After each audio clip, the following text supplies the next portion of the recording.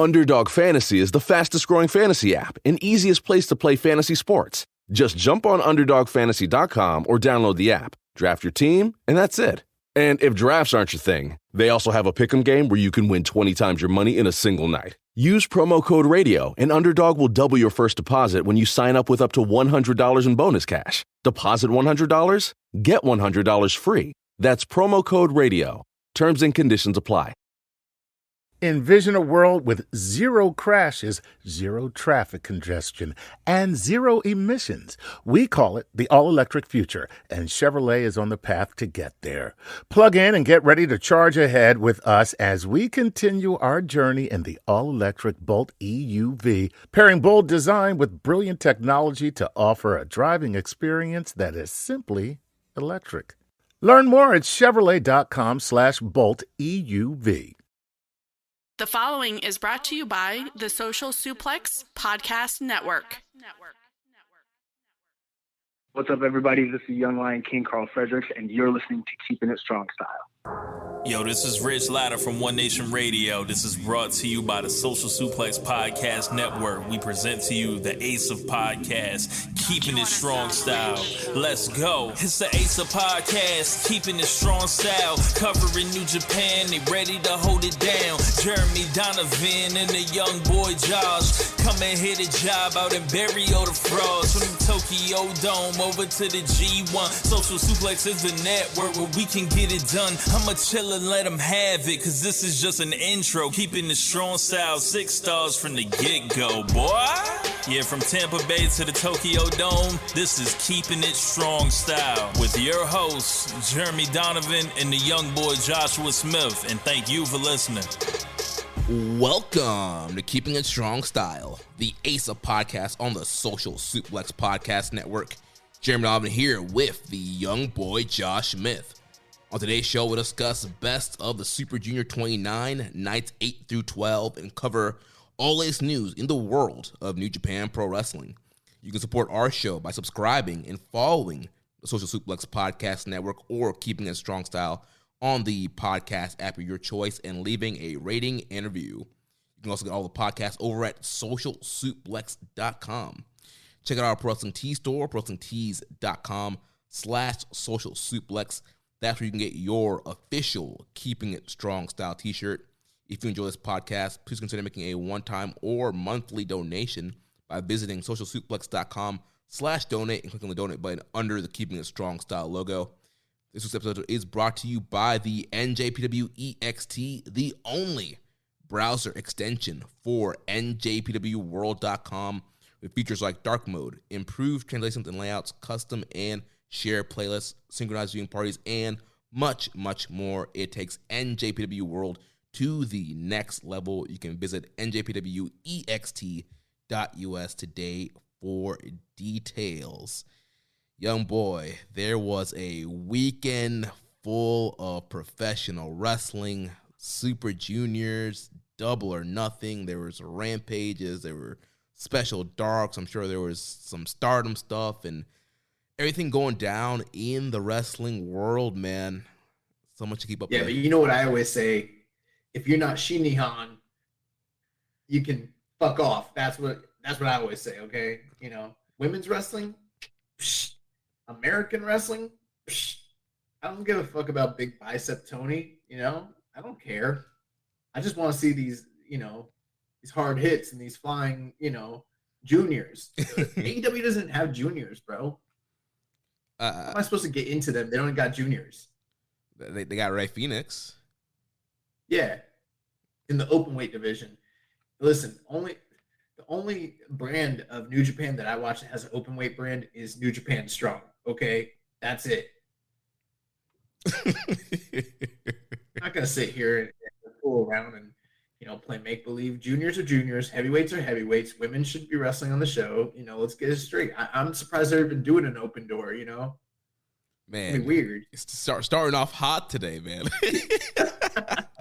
No, I'm just joking about all that. But yeah, there was a lot of wrestling this weekend, and even today, you know, just a couple hours, you know, 12 hours ago, just before the show started, there's a block finals. So I mean, there's a lot lot, and most of it was good. Some of it wasn't. Not talking about New Japan, that is. Some of the wrestling that occurred this weekend wasn't so great. Most of it was great. A lot to cover though. Yeah. It's funny, listening to Voice of Wrestling flagship, our friends Joe and Rich over there, and they always talk about, sometimes when they watch shows that there'll always be something like an embarrassing moment that happens when their wives come in or like a family or a friend walks in.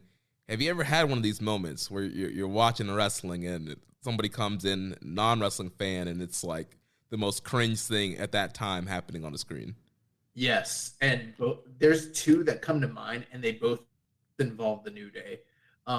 One, I was living in New Jersey, and I was with living with a bunch of guys. We were like doing sales jobs, so they paid for our housing. So I was like bunked up with a bunch of dudes, and this was the same Royal Rumble where AJ debuted. So 2016, January, 2017. Or no, wait, yeah, 2016. Yeah, you're right. Yeah, 2016. Yeah. At some point, the New Day came out, and they're gyrating and throwing pancakes and all this stuff, and I'm like sitting there kind of laughing, and I'm there with like three of my boys, and they're all black, and they're like, "The fuck is this?" And I was like, "It's wrestling." They're like, "Bro, this is racist." And then I sat down and thought about it for a second. They're like, "Why they got these three brothers all like dancing and tossing pancakes? Like, why is this their role? Why can't they be like badasses and do something cool?" And I was like, yeah, I guess you're kind of right. That is kind of, it's not a good look. The other time that involved the New Day was when I was watching with family friends who were pretty conservative, and we're watching the show. It's like Money in the Bank, and they're liking it. The girls had a Money in the Bank, so all the girls are liking that. The girls got to like do a ladder match or whatever.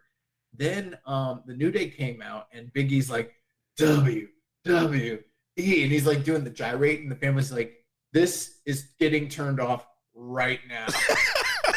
And I was like, oh geez. And they're like, "Bro, that's super inappropriate. There's like kids watching, and this like giant dude is like swinging his dick around." And I was like, yeah, I guess you're right. I never thought about that. This is kind of offensive. I mean, he's doing some hip gyrations, but I mean, he wasn't, the singlet was on. He wasn't exposed. Yeah. Oh, he's exposed, bro. So yeah, there's been a few times, and those are just two that come to mind. I'm sure there's been plenty of others. Yeah, I think for me, the most recent thing when my parents were temporarily still living here was watching Stardom. And I'm in my room, and you just hear like, it's a bunch of Japanese women just like screaming and yelling. Yeah. Of course, like grandma walks by, she's like, "What are you watching?" Oh man. Yeah.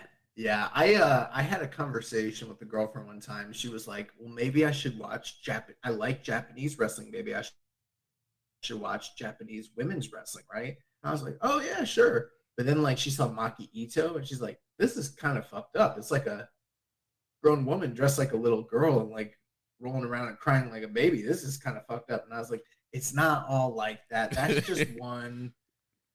Trust me." Then like Riho comes out, and she's like, "Yo, she's dressed up in like Lolita fashion. That's not really cool." And I was like, "Trust me, it's not all like that." But then like that tournament, the AEW tournament where they had the women from overseas, and there were like several things where she's like, "These are not good gimmicks. These are gimmicks that are like all like fan servicey for guys." And I was like, "We gotta watch Stardom. We gotta watch. These are just the slums. Don't worry about Tokyo Joshi Pro and Wave and all. Don't worry about it. Never mind all that." And I haven't really gotten her to come around to checking out Stardom. So like in her mind, she thinks that like Joshi is a perverted thing. She's like, it's just a bunch of like young girls being ogled by men. And I'm like, she's like, "Look at that crowd. It's all dudes." She's like, "There's no girls in the crowd." She's like, and I was like, "I don't know what to tell you. Like, it's not all like this." It's not what it looks like. It's not what it looks like. You need to get her hooked up on One Nation Radio. Tell her to hit the music, listen to Dr. Joshi, have her walk her through everything. Nah, I can't do that. Maybe I should show her some Crush Gals. I don't know. Oh, man. Well, this is a weird start to the show. It is, you know, trying to mix it up, do some new openings, you know. Yeah, let's talk about the wrestling. Yeah, we do have a lot to cover. We did have 5 Super Juniors this past week, and essentially the tournament's pretty much over now. We have our finals. We have our A block winner. We have our B block winner. Big final set for Friday. So similar to last week, we'll take a look at the blocks here and talk about each competitor, talk about who the finalists are, and kind of what we're thinking about the finals coming up.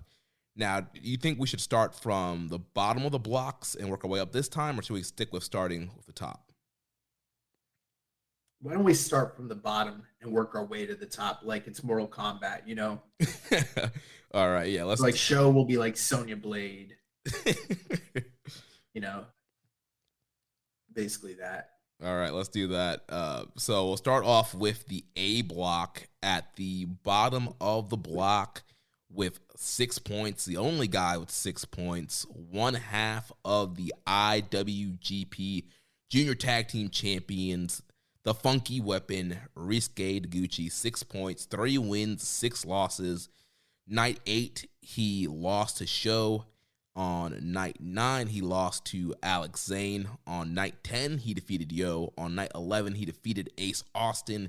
And then on the final night of tournament action, today's show, night 12, he lost to Yoshinobu Kanemaru just 2 minutes and 13 seconds. So, young boy, what are your final thoughts here on Taguchi? You know, Taguchi started off the tournament saying that there'd be no butt stuff, and that was kind of an intriguing concept, similar to the year where Yano was saying he was going to be fair play Yano and not cheat. Now, granted, he did end up cheating throughout that tournament, but almost every match, he was kind of leaning into this gimmick where he's going to try and put forth a real effort. He's going to try and out-grapple, out-wrestle his competitors and, you know, have a fair play of things.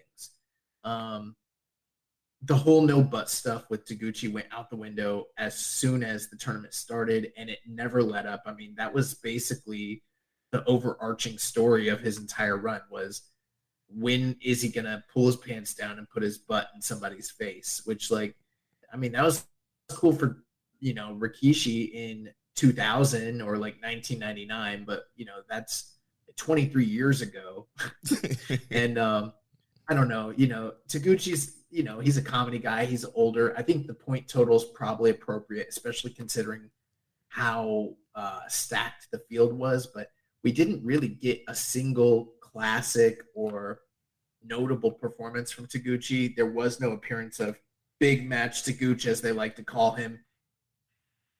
And most of his antics I didn't really find to be that humorous. I mean, the match with Show was a little creative, where they did the whole thing behind the curtain and stuff. And if you're really into that, you dig that kind of comedy, sure. And you know what? Maybe in a different context, that might have landed for me. But because we were so inundated with all this butt bullshit, it just was.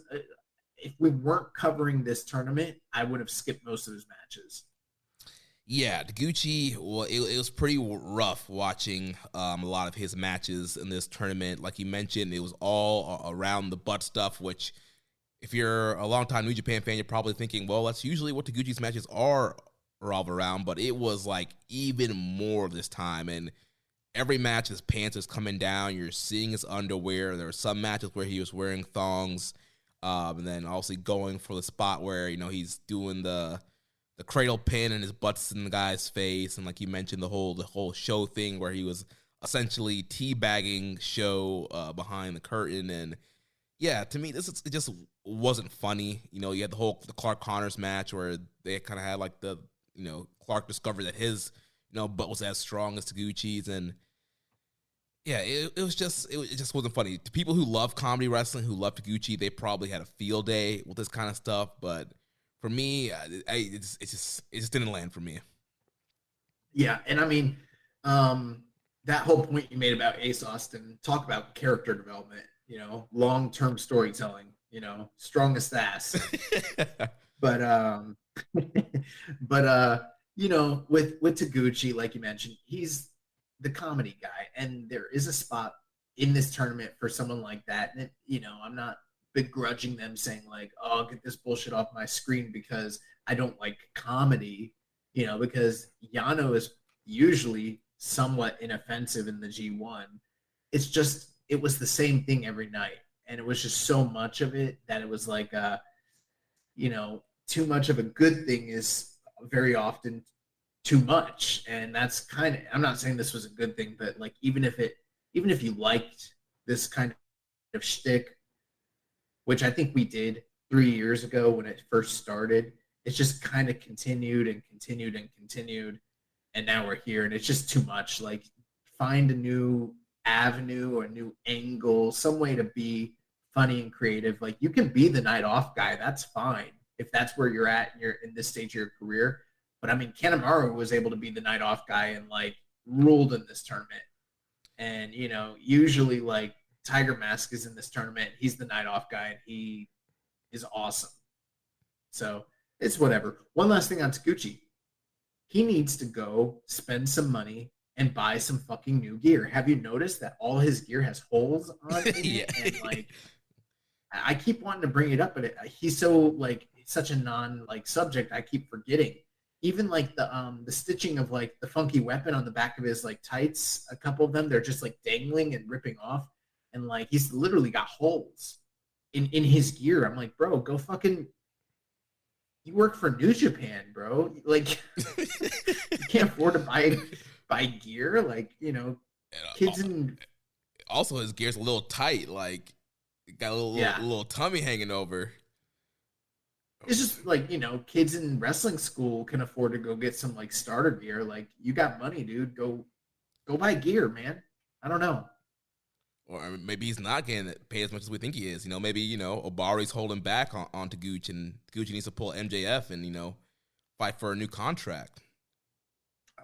Who knows what's going on with that situation. But my final grade on Taguchi for this year's tournament would be a D. Yeah.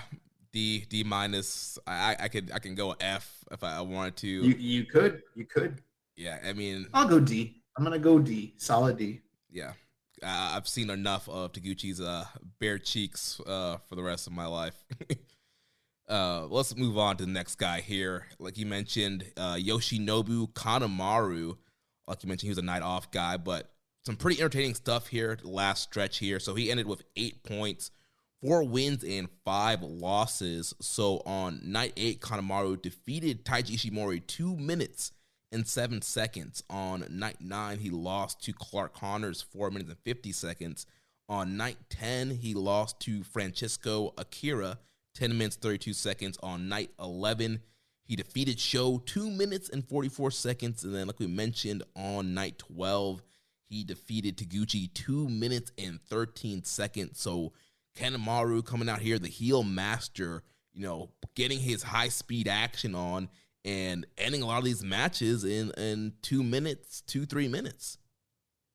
Yeah, I mean, from a kayfabe perspective, had he used more effective tactics, he could have really put himself in a very strong candidacy and position to be a player down the final stretch. It didn't work out that way, but I mean, you look at his economy of time, and I mean, he was having sub 5 minute, sub 3 minute matches very often all throughout the tournament. He probably, I mean, I don't know the exact number, but I feel very confident that he had the least amount of ring time of anybody in the entire tournament.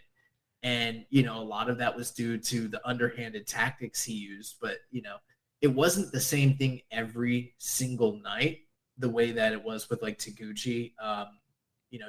Generally Kanemaru comes into these tournaments, He has a few really good showings, like the first couple nights of the tournament, that are akin to what we saw here. Then he starts eating losses and then plays spoiler like down the road, like down to the tail end, which I think that did play out a little bit here. But his string of creative offense and creative ways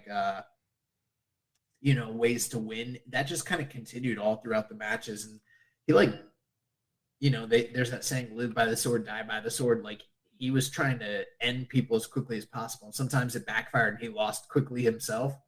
But I found him highly entertaining. I think this might be the most interesting he's been in a Super Juniors ever at this stage of his career, which is kind of crazy. So I would take him over Taguchi at this point any day of the week.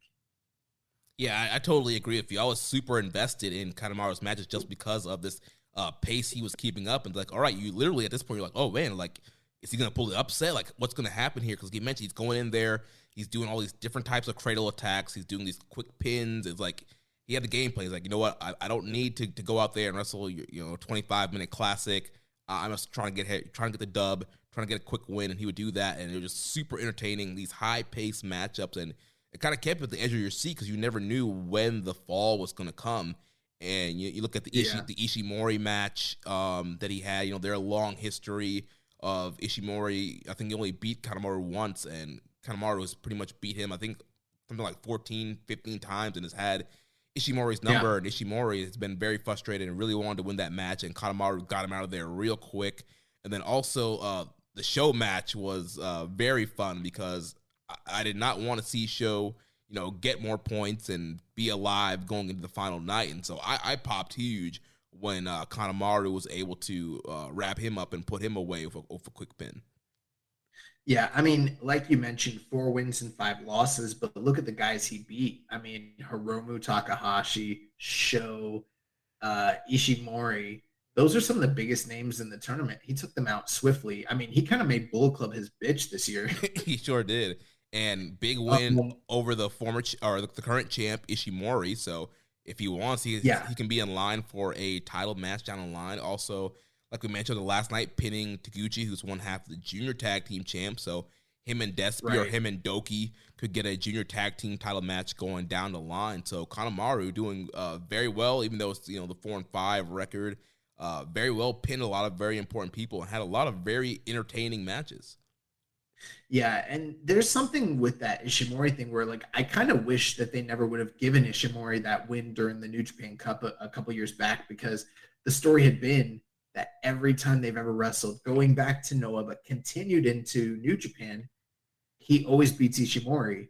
And, how awesome would that be right now if, like, even at this point, as the champion, he still is winless against this guy? Then, hypothetically, if you need like a get-by title defense, with him being this interesting, Kanemaru could realistically, I don't think that they're lining him up to be a title contender of any sort. But if you wanted to, look at those names: Sho, Hiromu, Ishimori. He didn't have to win the tournament. He's in a position where he beat enough beat the big enough names to potentially warrant a title shot. So had they wanted to go that route, that's kind of on the table. It would have been better if he still was undefeated against Ishimori at this point. But, they kind of, dropped the ball on that one. Right. We're not quite sure what the rest of the year looks like. There might be some smaller tours that come up where, hey, let's throw we got a Korakuen show on a small tour. Let's throw a Kanemaru versus Ishimori title match on there just for the heck of it, We'll get to it, but I think whoever's winning this tournament's going to beat Ishimori for the title. It'd be ridiculous for them not to, basically. So yeah, that's true.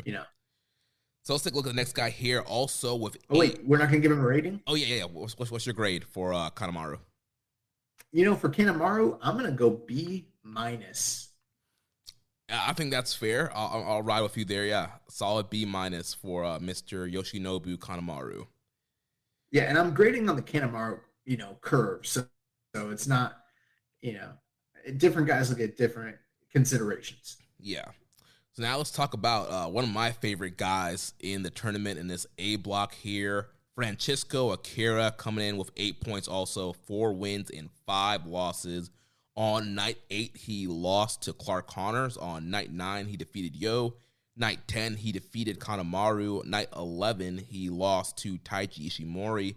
And then on the final night of action, night 12, he defeated the X Division champion Ace Austin by countout. Yeah, and one thing I really liked about that finish there, sometimes the countout can be seen, especially by Western audiences, especially by modern fans, as being a sort of cheap or fluke victory. But there are many times in the past where a guy got legit, quote unquote, in kayfabe, legit knocked out on the outside of the ring and they couldn't come back in. And that was viewed as like a decisive victory. It didn't matter that it didn't take place inside of the ring. It's kind of like that boxing logic where, like, if you punch a dude and he falls outside of the ring and is KO'd, that's still a KO. It doesn't matter like if he fell in or out of the ring. And that was kind of the psychology behind this match, was like at the tail end of a really good 10-minute match between Ace Austin and Francesco Akira. Ace Austin tried to attack Akira while he was on the apron. Akira dodged it, and while Ace Austin's back was turned to him, he hit him with that what is his finishing move called? I know it's a Meteor, but what does he call it? I think that's the Fireball. Yeah, the Fireball. So he hits him with the Fireball off of the apron to the back of his head, and like just lays the guy out, and then just runs back into the ring.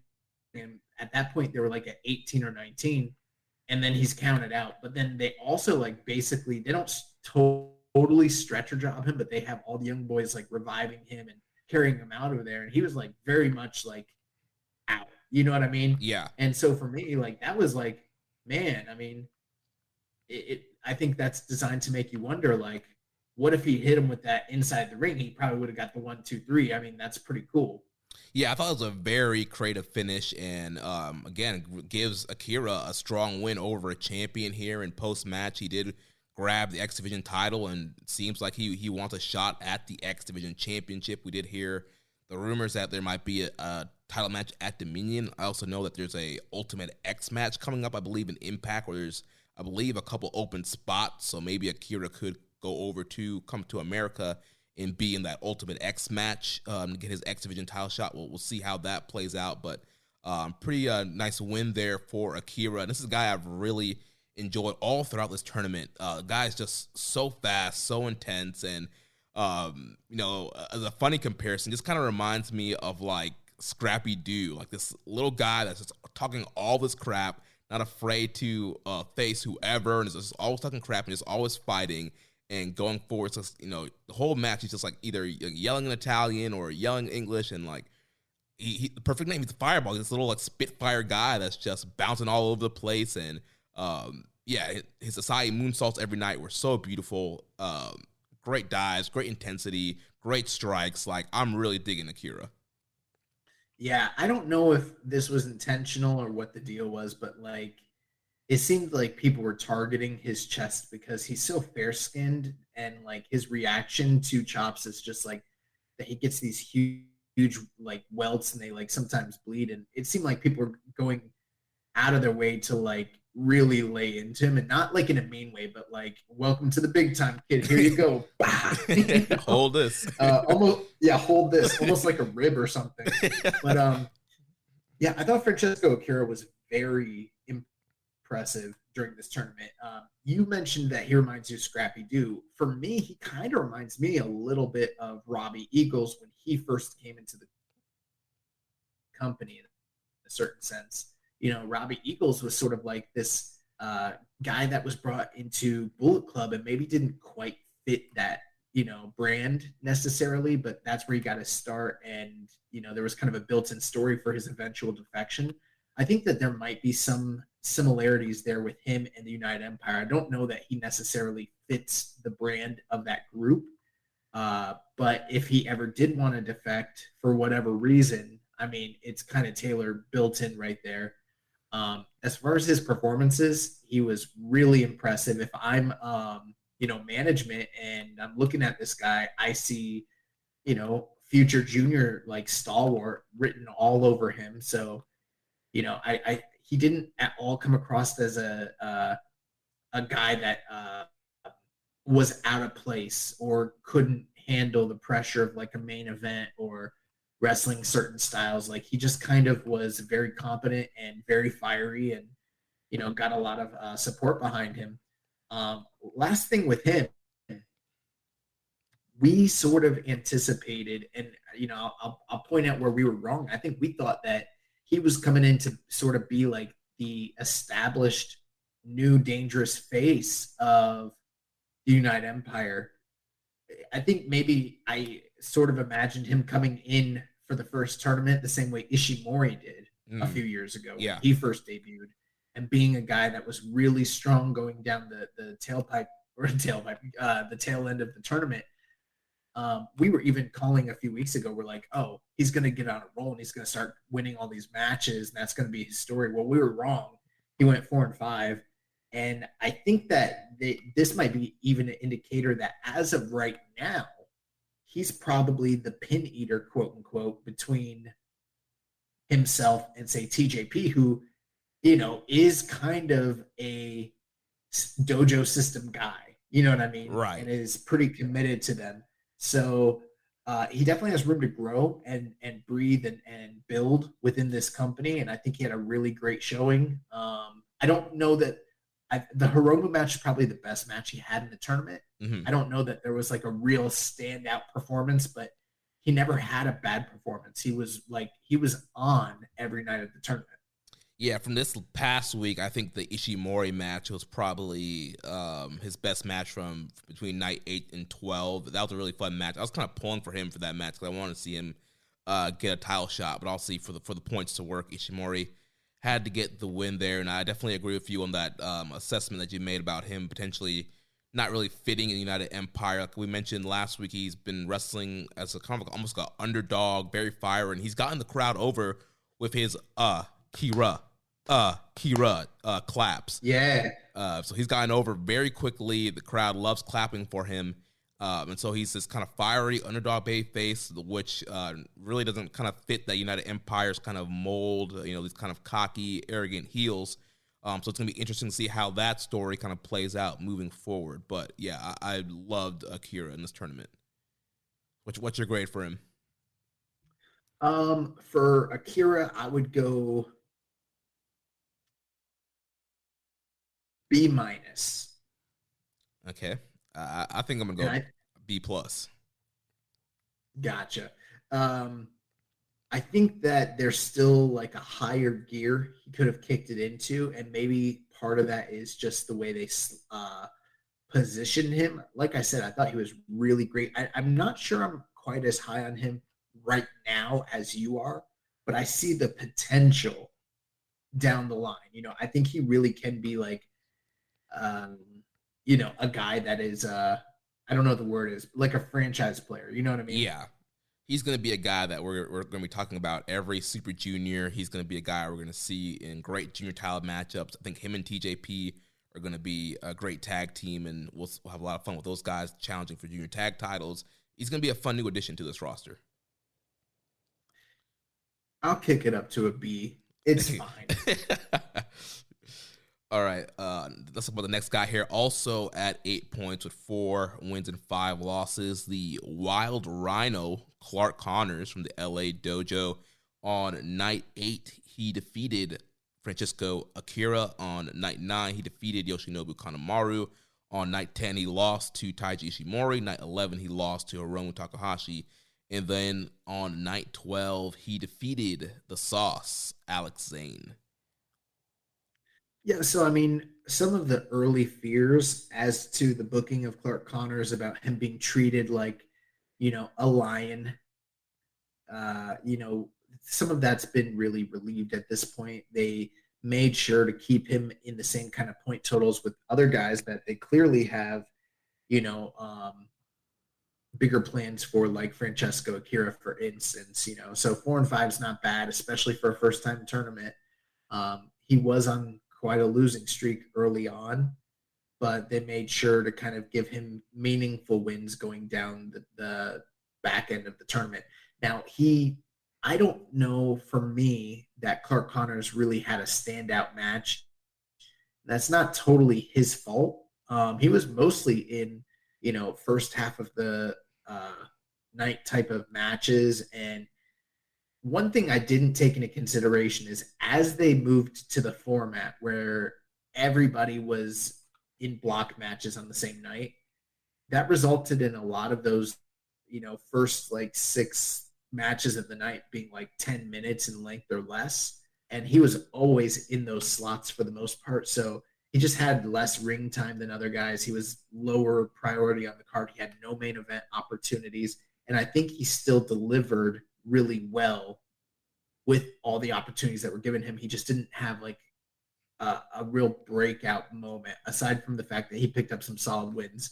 I still think it was a great showing for him and a great learning experience. And I'm sure that this will help get his name more recognizable to the audiences in Japan when he does make his return. But yeah, that's where I'm at with him basically. Yeah, I thought he had some solid performances. Probably his overall best match would have been probably the Hiromu match that he had on night 11. Ishimori match from night 10 was pretty good also. But like you mentioned, he was kind of in that opening kind of mid-card spot, pretty much getting 10 minutes or less each night. But I thought it was just a real kind of learning experience for him. He got a lot of chance to work on his selling. His arm was targeted throughout the tournament, a lot of selling. He got to do some character stuff with Taguchi. And then he kind of got a little flair of that, one of that main event style matchups was a guy like with Hiromu and Taiji Ishimori as far as like wrestling the bigger stars. And so it's just, I think overall it's a great learning experience for him. Again, nothing really stand out, but I think he's a guy that's going to continue to grow, continue to develop, and he's going to be a lot of fun. Again, another fun addition in these tournaments in the future. For him, I'm going to go B-. I could be inclined to go C+, but I'll be fair and I'll go B- here. Yeah, I was also teetering on that C+, B- line, but yeah, I think I'll go with you and go B-. So up next, also last guy here with 8 points, 4 wins, 5 losses. The Sauce, Alex Zane. On night 8, he lost to Ace Austin. On night 9, he defeated Ryusuke Taguchi. On night 10, he lost to Hiromu. On night 11, he lost to Yo. And then on night 12, he lost to Clark Connors. Yeah, the story of Alex Zane here is pretty interesting throughout this tournament. He had a great showing for himself every night, especially with his spectacular aerial maneuvers and, high risk taking and fast paced offense, all that sort of stuff. Plus the charisma that is there. I mean, the all red attire, the interesting facial hair, and, but beyond that, what I think really, endeared him to the Japanese audience that was watching was his embracing of the culture while he was there. I mean, he was posting, and not just him, Ace Austin is also kind of included in this, but, on social media, kind of posting in Japanese for that, domestic audience, and really embracing like the local cuisine everywhere they went, and not just embracing it like, oh, I'm going to try it. Like he was like gung-ho about it. Like, this was amazing. This was amazing. Love this. Tried this for the first time, showing all these experiences that he's having. And then, trying to learn the language, learn the culture. And that really, like I said, it endeared him to the audience that was there. Plus he's just an outlandish, athletic type of guy. Like he really had some great performances, took some high risks, and probably got over almost more than any other new addition or outsider in this tournament. So, we sang his praises a lot the last couple of weeks. I think that anyone listening kind of knows where we stand on this, but yeah, very, very impressive. Again, for me, there isn't like a standout match, but he's a guy, and I'm probably going to find myself saying this a lot throughout this tournament. He's somebody that like had a lot of great matches, but there's not one that really sticks out. One thing I do wish we would have gotten, I wish we would have gotten Doki and Zane in the same block so we could have gotten that match. Yeah, that would have been a lot of fun. Yeah, the Hiromu match was very fun. Yeah. A lot of the matches he had were fun, and that was one of the elements that, you know, that's something I was trying to talk about a few weeks ago when we were talking about the junior division and the state it was in, is like, there's good wrestling, but there's not always fun, you know, and by fun, I mean like stuff that like makes you stand up and be like, holy fuck, like that guy's incredible. Well, Alex Zane brings that element to whatever match he's in. So yeah, it's awesome. Yeah, like you mentioned, Zane got over huge with the Japanese audience. You know, some of the shows they had like pre-show meet and greets, and he would have one of the longest lines of people buying merch, getting his autographs. You would see a lot of Alex Zane signs and merch in the crowd. And yeah, like you mentioned, it's got over big time. He even went to Japanese Taco Bell, and they were tweeting about him since all his moves are Taco Bell based, with his taco driver and Supreme Crunch Wrap and the Cinnamon Twist Spiral Tap he does. So that was pretty cool to see. He has like a Baja Blast something. Yeah, one of his moves is the Baja Blast, yeah. So Japanese Taco Bell totally embraced him also and tweeted about him, helped get him over also. And yeah, like you mentioned, it's a real fun guy to watch. Like you mentioned, what's been missing from this junior division, somebody who's going to be doing all these crazy flips, you know, that crazy Hurricane Rana that he would do where the guy's sitting on the top rope and he would jump up and flip and do the Hurricane Rana, his double knee flip, the Cinnamon Twist, Spiral Tap. Like, he just had all these great flippy-do maneuvers that in a tournament like this you want to see. Moves. Yes, moves, baby. And the thing is, moves, baby. This guy came in, he was in probably the best shape that I ever seen him. He was shredded, and I think, yes, the flips are good too, but he also did get to show off some of the selling, where some of his limb works were targeted in this tournament, and I thought his wrestling looked really good too. Yeah, there have been times where we've seen him in there with particular wrestlers where I thought he looked out of place. I didn't think he could keep up from a pacing standpoint with particular wrestlers, and didn't look as fluid as some of the guys that are used to working at this world-class level. But I didn't catch any of that during this tournament. So yeah, I remember he had that strong match in Philadelphia with Will Ospreay sometime. I think it was last year, and both of us were like, yeah, it didn't land with me at all, you know. Yeah. And there've been other instances aside from that, but you know, I'm sure he's been hard at work. I'm sure he's really put in the time, the effort. I mean, you look at his physique, you look at like you mentioned, I mean, just all the different aspects of pro wrestling. This is not a guy that looks like he's from the shindies or from the backyards or anything like that. Like, he looks like a consummate professional. Yeah, and if I'm him, I'm not going back to GCW. Like, he's elevated his stock big time in this tournament. Saying, sorry, Brett, like, I'm a little bit big time now. I need to be working bigger indies and, you know, getting a full-time New Japan contract. Well, I can't say he won't work GCW because that's kind of like one of his mainstays. But I mean, who's to say we don't see him in a PWG in the near future, or, you know, some of these other some of the other bigger indies across the country coming out of this. And we're going to have to start having a discussion at the end of these ratings where we say who's getting signed and who's coming back, who's not, because there's so many guys that had great accountings for themselves, and there's no realistic way that New Japan is going to sign all of them. You know what I mean? So right. It's gonna that's gonna be an interesting discussion. But for him, I'm gonna go B+. Yeah, I think B+ is a great grade for him. And, you know, for guys like him, even though they might not get a full-time deal right away, the good thing is there is New Japan Strong for him, where he can do stuff and continue to build his name in between tours before the next time they bring him back to Japan.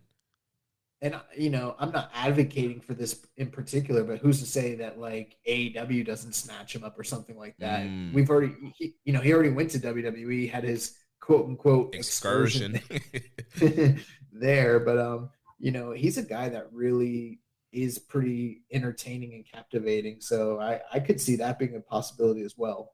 Yeah.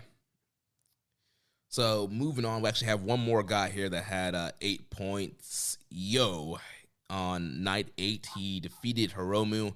On night 9, he lost to Francesco Akira. On night 10, he lost to Ryusuke Taguchi. Then on night 11, he defeated Zane. And on night 12, he lost to his former partner and friend, Sho. Yeah, so Yo is so interesting in the way that he was not interesting in this tournament. Oh my gosh. Because keep in mind, this is an individual that was in the finals of the Best of the Super Juniors last year. And the one match that he had during this tournament that stands out, and for me, when the dust is cleared, it might be a top 5 match of the entire tournament, was the match with Hiromu Takahashi, where, you know, both guys were at 6 points, and at that point, I believe he was still alive. But then you turn around and you after he beats Hiromu in what was probably a classic of the tournament, he drops losses to Taguchi and Francesco Akira and gets knocked out of the tournament altogether. His trajectory was so fucking weird.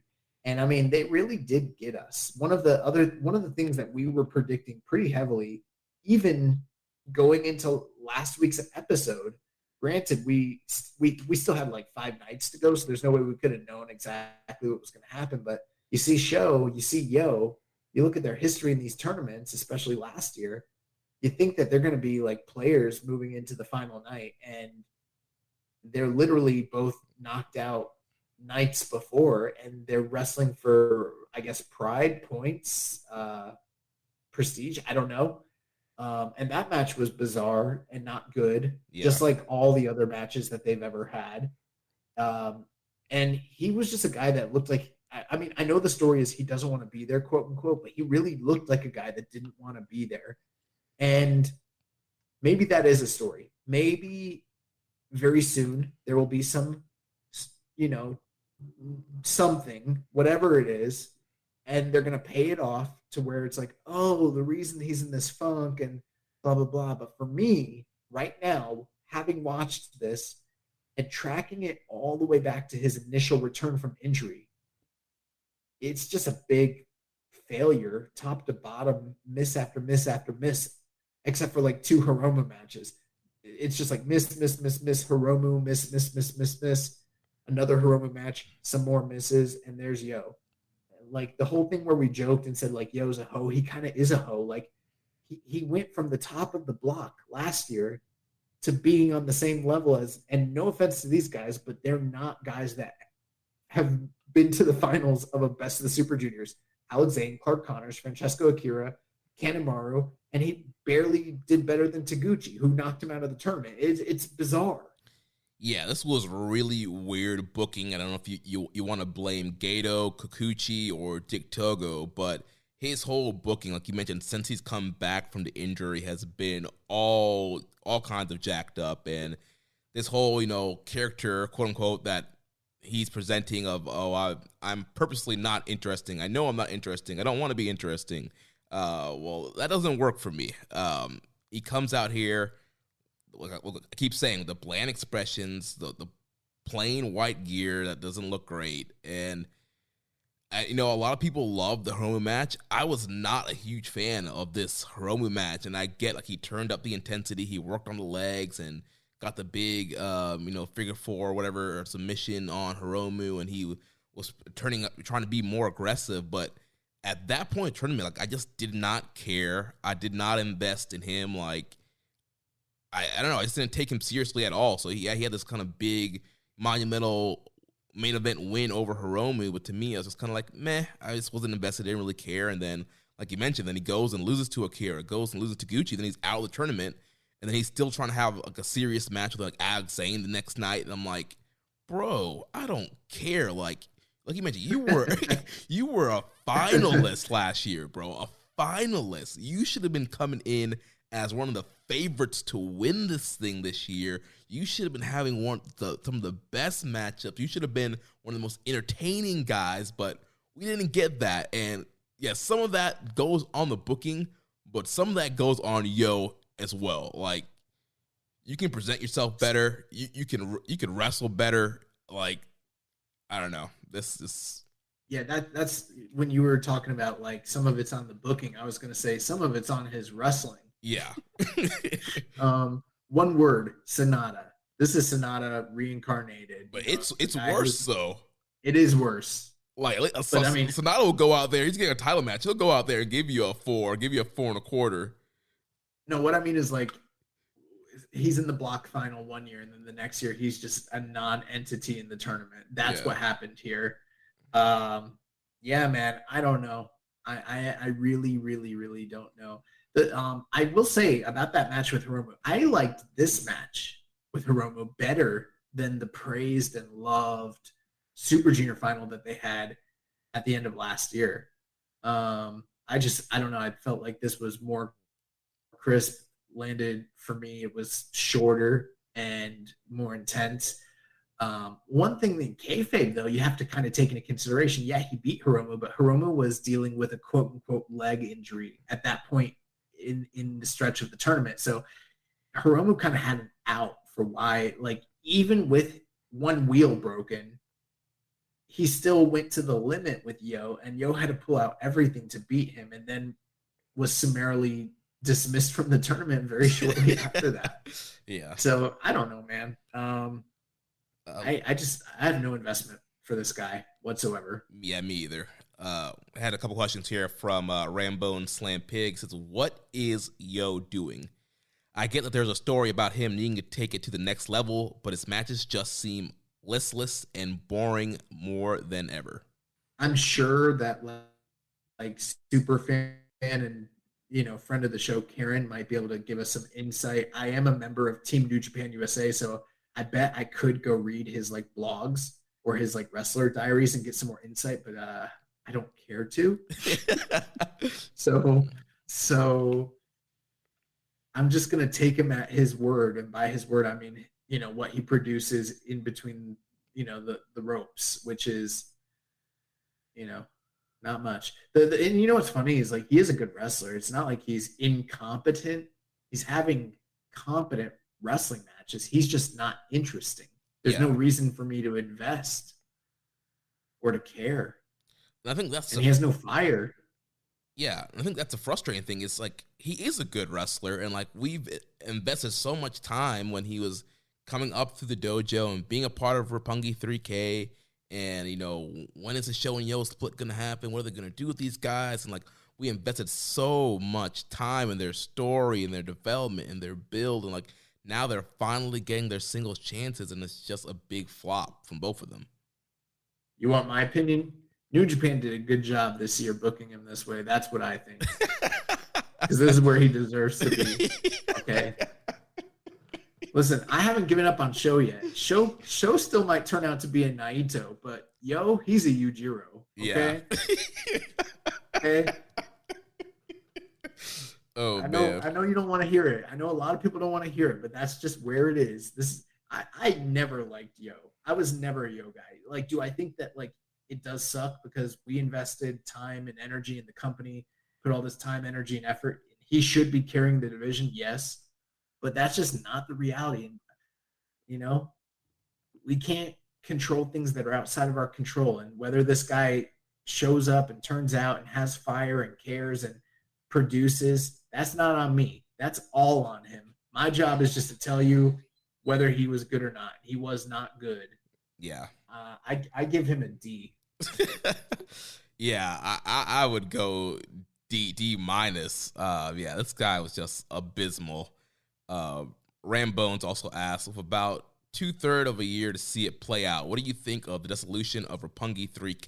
Did they turn the wrong member? Are either better off in the long run, or was this just a result of running out of stuff to do in the junior tag division with them? Yes.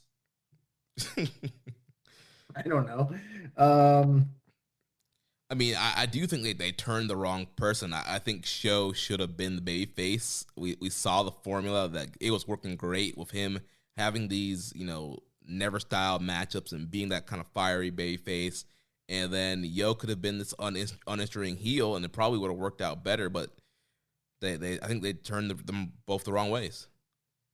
I think that the part of the question where he asked,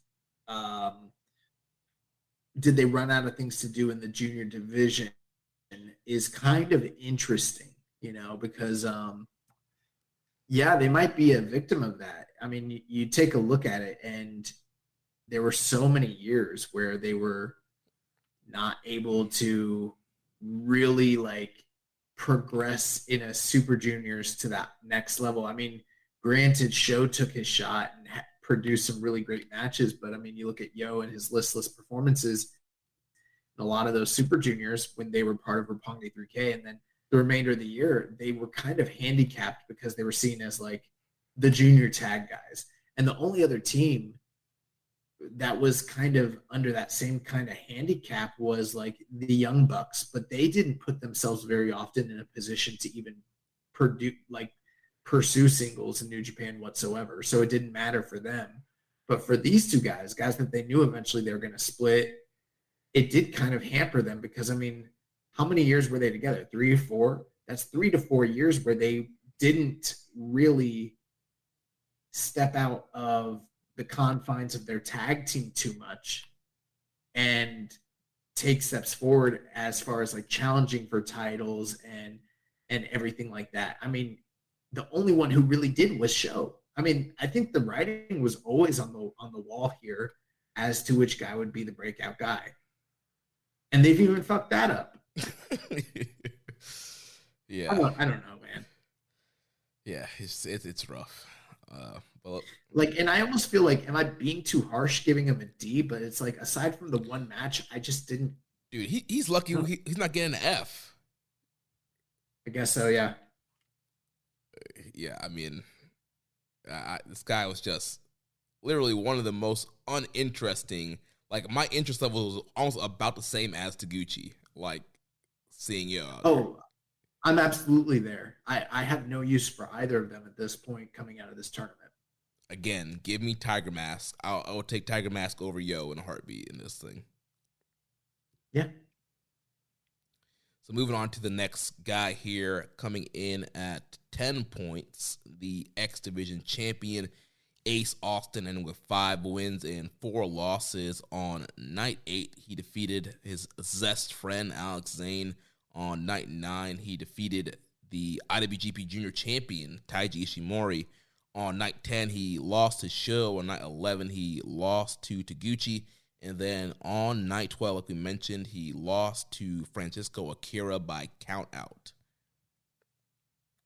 Yeah, Ace Austin, very, very impressive all throughout this tournament. One thing is this is a guy that represents Impact Wrestling. This is a company that is pretty vilified in the eyes of most wrestling fans. And, anytime you hear those particular corners of Twitter or that fandom try to convince you that it's better than it's reported to be, and then you go and you watch an Impact show or pay-per-view and then you're proven otherwise, it's always disappointing. And so for them to kind of include him in this tournament, which aside from the fact that, I mean, yes, they've had some great relations recently. You look at the past, and I mean, there were so many years where these companies wouldn't even work together, have nothing. They wouldn't even be on the same channel as one another, nothing. And then they bring in the Impact X Division champion, Ace Austin, a guy who, prior to this tournament, we weren't necessarily the highest on him. I mean, I think we both admitted he's a very talented guy, but maybe not someone that could hang at this level. And I think he more than hanged. I think he exceeded in every single expectation, got over huge with the crowd, the audience, had fantastic matches.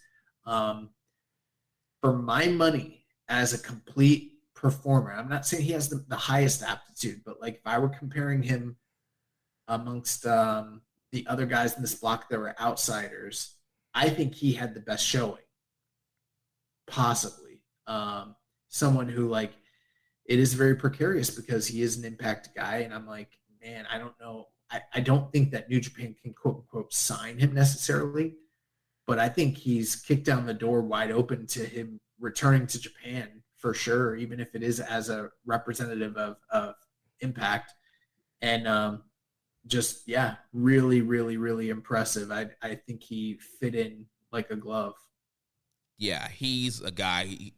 Definitely, I've changed my opinion on him completely. Like you mentioned, I wasn't that high on him going into this tournament, and like he killed it in this tournament. And I've seen him in MLW, and I've seen him in Impact, and just didn't get over the way that he got over here. He had a lot of really good matchups, like you mentioned, just like Alex Zane.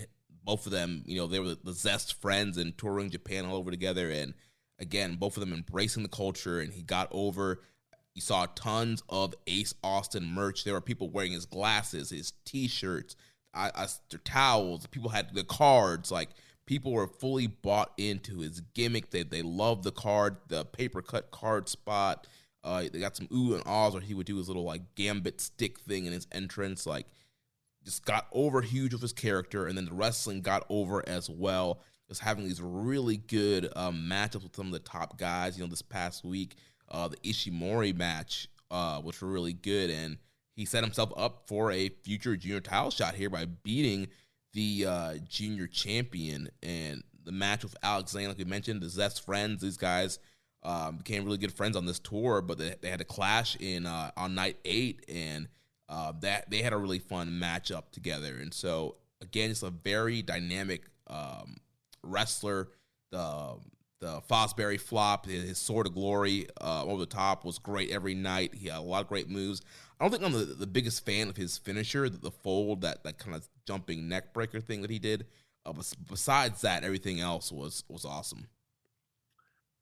When he beat Ishimori, was that the controversial night with the shoulders? Yeah, but he kind of did a, because that was definitely a double down. Yeah, it was kind of a clutch kind of pin there, similar to the Sabre Sonata situation where both shoulders were down, but it looked like, I guess, technically Ace Austin was on top, and he pulled Ishimori into that, but both guys' shoulders were down. Yeah, both of their shoulders were completely down on that one. Like, I don't know if that was the part of me wants to say it's storyline, except it hasn't factored into any further storyline moving forward, and they never really mention it. So I'm guessing it's kind of a botch. I don't know, man. Like, I don't know. I thought that Kevin Kelly had kind of mentioned it on kind of kept bringing it up. Like, I think both their shoulders were down. And sure, they were. Yeah. But I mean, like, it's not like they're, I don't know. Who knows? Maybe down the line it'll turn into a story, but this kind of felt like a minor thing that, like, is just kind of be forgotten. But I don't know. I mean, Jeremy, you wrestled. I've done a little bit of pro wrestling, and like, I just can't imagine that you would accidentally get pinned off your own move. Like, you know what I mean? Like, right. Is that something that could really happen?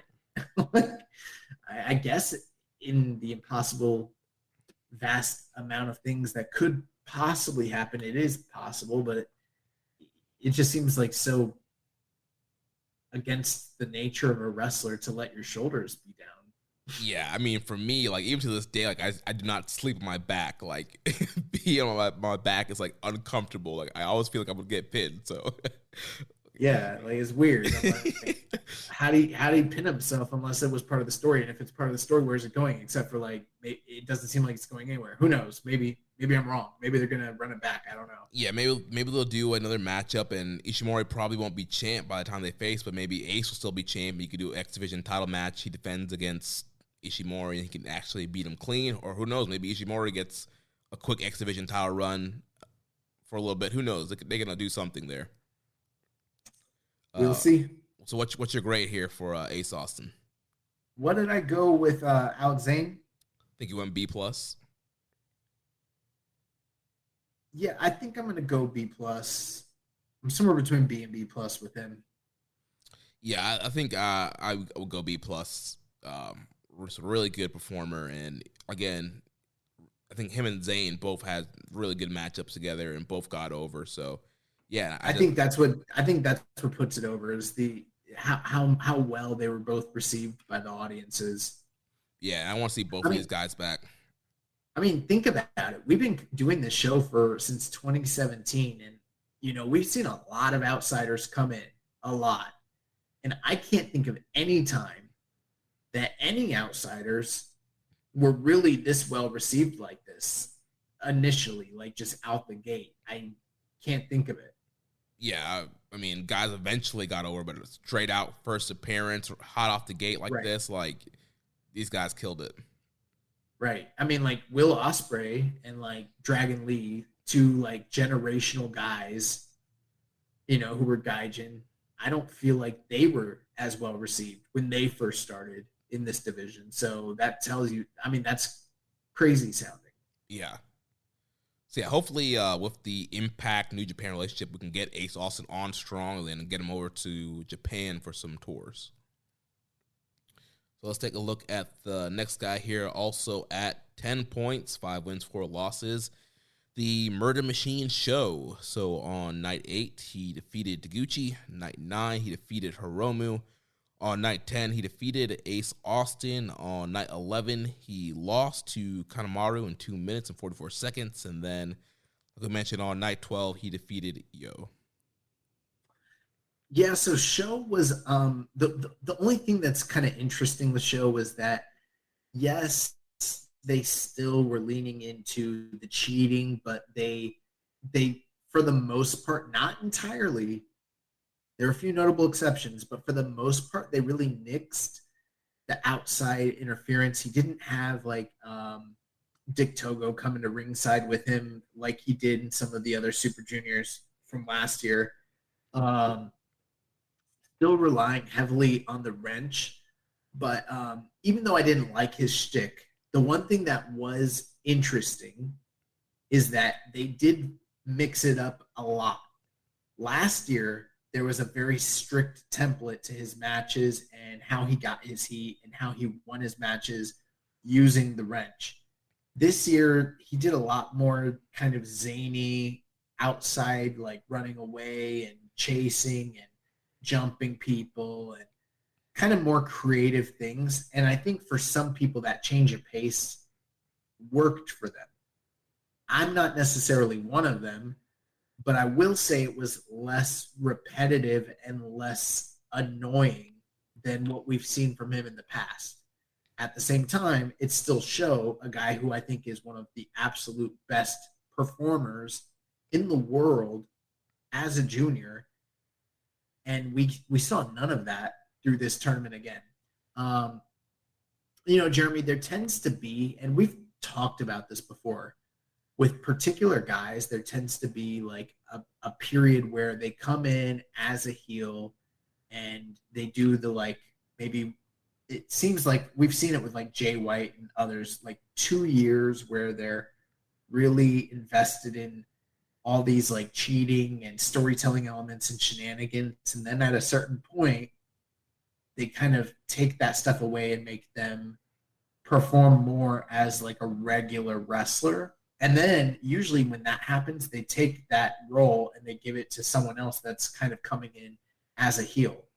I am wondering if that's what we're getting with Show right now. And down the line, there will be someone else that comes in and facilitates that role. Because we had other cheaters who were doing kind of a lot of the same stuff as him before he took on that mantle in the junior division. The only thing that makes me feel like maybe that's not the case is Evil, because how long has Evil been? Yeah. Like, aren't we due for Evil to like start having, I don't know. But I didn't like Show very much in this tournament. I'm just trying to be like as unbiased and like look into all of it and kind of give the breakdown. But at the end of the day, again, this is another guy who was like a major player in last year's tournament, and he's ending with 10 points, which I guess is respectable. But he got knocked out by Kanemaru. He wasn't in contention going into the final block nights. He had a terrible match with Yo, which is like supposed to be his generational rival. They've never had a notable match once. So it's like, if you like cheaty comedy guy, then he's for you, I guess. But that's not me. So I still am like, what the fuck are we doing? I'm gonna give him. Yeah. I'm gonna give him a. I'll give him a D plus. Because he didn't have a single match that really mattered to me. Yeah, I mean D plus D, somewhere in that range. Yeah, you can go there. Yeah, a big eye roll for me anytime Show came on the screen. It seemed like there are a lot of people have been finding what he's been doing funny, and I guess I can kind of see that. But yeah, he's kind of turned into, so they're trying to turn him, it seems like, into a comedy wrestler. Like you mentioned, he did a lot of weird kind of zany stuff this time. There was the whole spot where his wrench was replaced by like a banana when he was wrestling Taguchi. He had the whole, and then had the whole like teabag thing in that match, and then you had the whole thing where he's trying to jump Hiromu before the bell, but then Hiromu comes out the other side and jumps him. He was almost like a Wile E. Coyote in this tournament, where he had all these kind of crazy schemes, and most of the times it kind of blew up in his face, and the Roadrunner got away, and he was left looking like an idiot. And yeah, just like you mentioned, not one matchup where he decided, let me, do the stick for like the first couple of minutes and then actually wrestle the rest of the match. We saw none of that. He committed to the gimmick every single matchup, and there was not anything sniffing the old Show or any kind of great performance. But again, like I said, I was super happy when he lost to Kanemaru on night 11, and of him being out of contention, because I did not want to see him going to a block final, especially wrestling the way he's going to wrestle and doing this whole kind of comedy, like I said, Wile E. Coyote gimmick kind of thing. Yeah, I'm agreed. And we did have a question here from Twitter follower @Chris_Ertz. He says, is it just me, or is Show growing on anyone else? I'm turning a corner on his dark Yano shtick. Keeping the matches short and putting a bit more humor into the cheating seems much more palatable. Yeah, it might be more palatable. It's not for me. I want the guy that wrestled Shingo and Dragon Lee. Like, that's the guy I want. And I won't settle for less. But you're not alone. There are other people who like it. It might not be this podcast, but there are people out there that seem to like it, it seems. Yeah, I've been hearing a few people kind of turning the corner on Show and really kind of enjoying what he's doing. I mean, good for you if you're enjoying it and it enhances your viewing. Like, for me, it doesn't. Again, looks like Josh. I want to see the Power Junior, who was having these bangers with Shingo and Dragon Lee and Hiromu and having these 4.5-star matchups. For me, I'm not digging this whole, you want to call it Dark Yano thing. Like, I'm not digging it. I think it's a waste of talent. Again, another guy that we had invested years in. There was high hopes for a guy who could have been the face of this division. We keep talking about we need new faces in this junior division, new stars to carry this division. It can't just be Hiromu. This is a guy that could have been that. But instead, for whatever reason, they wanted to go with this whole heel thing, and now he's doing the whole comedy thing, and I don't know, it's just a shame. You said turn the corner. For me, it wouldn't be turning the corner. For me, it would be a U-turn, because I was already going forward on him, and then I had to go backwards. And so that would be me just turning back around and coming back, Yeah. Question from Hawaiian Punch BV. He says, I've been actually enjoying Yo and Show during Best Super Juniors until their singles match. Is there another long-time tag team with as much anti-chemistry as these two? That's a good question. I can't really think of any notable examples. Maybe the Rock and Roll Express, when they split up, and it was Richard Morton taking on who's the other guy? Gibson. Ricky Morton and Robert Gibson. But I think I can only remember them having one, maybe two matches, and they weren't really anything at all, But they were also older at that point, and then they left the territory and then started teaming again. So I don't know. Most long-term tag teams that I can think of, that end up splitting, and I'm talking like good tag teams that have like good reputations that split up and then fight each other, usually have a lot of chemistry. I mean, you look at the Rockers, you look at the Young Bucks when they've wrestled each other, you look at the Briscoes, you look at the Bulldogs. Yeah, I mean, I don't know. Edge and Christian. Maybe Matt and Jeff. Matt and Jeff don't seem to have very good matches against each other. They did have a few when Matt turned heel and was doing the whole like black cloud thing. Their WrestleMania match, I really enjoyed that match that they had. They hate that match though. I saw a shoot video where they said that they hate that match. Oh yeah. I don't know. Yeah, I mean, you think of any team? Not really, because most of the teams I'm thinking about like usually have good matches, like America's Most Wanted, Chris Harrison, Wildcat Chris Harrison, Cowboy James Storm. They had some great matches against each other. Yeah, but they also had one of the worst matches in TNA history during that feud too. That is true. They had one of the best matches. What was it? I can't remember, but there was one match that's like one of the best matches. They had a Texas Death match, I think. The Texas Death match is incredible. And then they had another match. I don't remember what it was, but it's bad. It's like literally one of the worst matches in TNA history. So I don't know. Yeah, okay. Never mind that one. But yeah, most teams that break up or wrestle each other, I mean, Saban and Shelley, those guys that wrestle each other, had good matches. Like, most guys have pretty good matchups against each other. Yeah. I don't know. It's weird. All right, so moving on to the IWGP Junior Heavyweight Champion, the Bone Soldier, Taiji Ishimori, comes in with 12 points, 6 wins, and 3 losses. On night 8, he lost to Kanemaru. Night 9, he lost to Ace Austin. Then on night 10, he defeated Clark Connors. Night 11, he defeated Francisco Akira. And on night 12, he lost to Hiromu Takahashi in the A block deciding matchup here. So Hiromu Takahashi going on to the finals. Ishimori, the champ, falling to Hiromu here.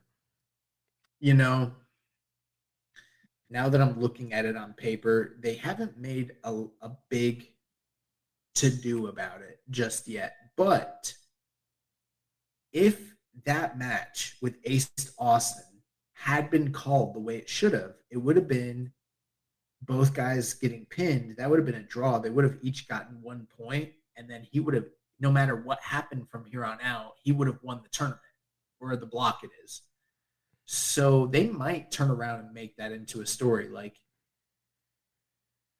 they called that one match wrong, and because of it, I should have won the block, but instead, now I want your X Division title. I could see that happening. So yeah, maybe there is something to it. But Ishimori, he's a great wrestler. You know, there have been times where we've been up on him, and then times where we've been not as high, you know, during these tournaments. This one in particular, I didn't think that this was like his greatest showing in his Super Juniors, but it was far from his worst. There have been a few tournaments where I was like, what happened to this guy? Where is he?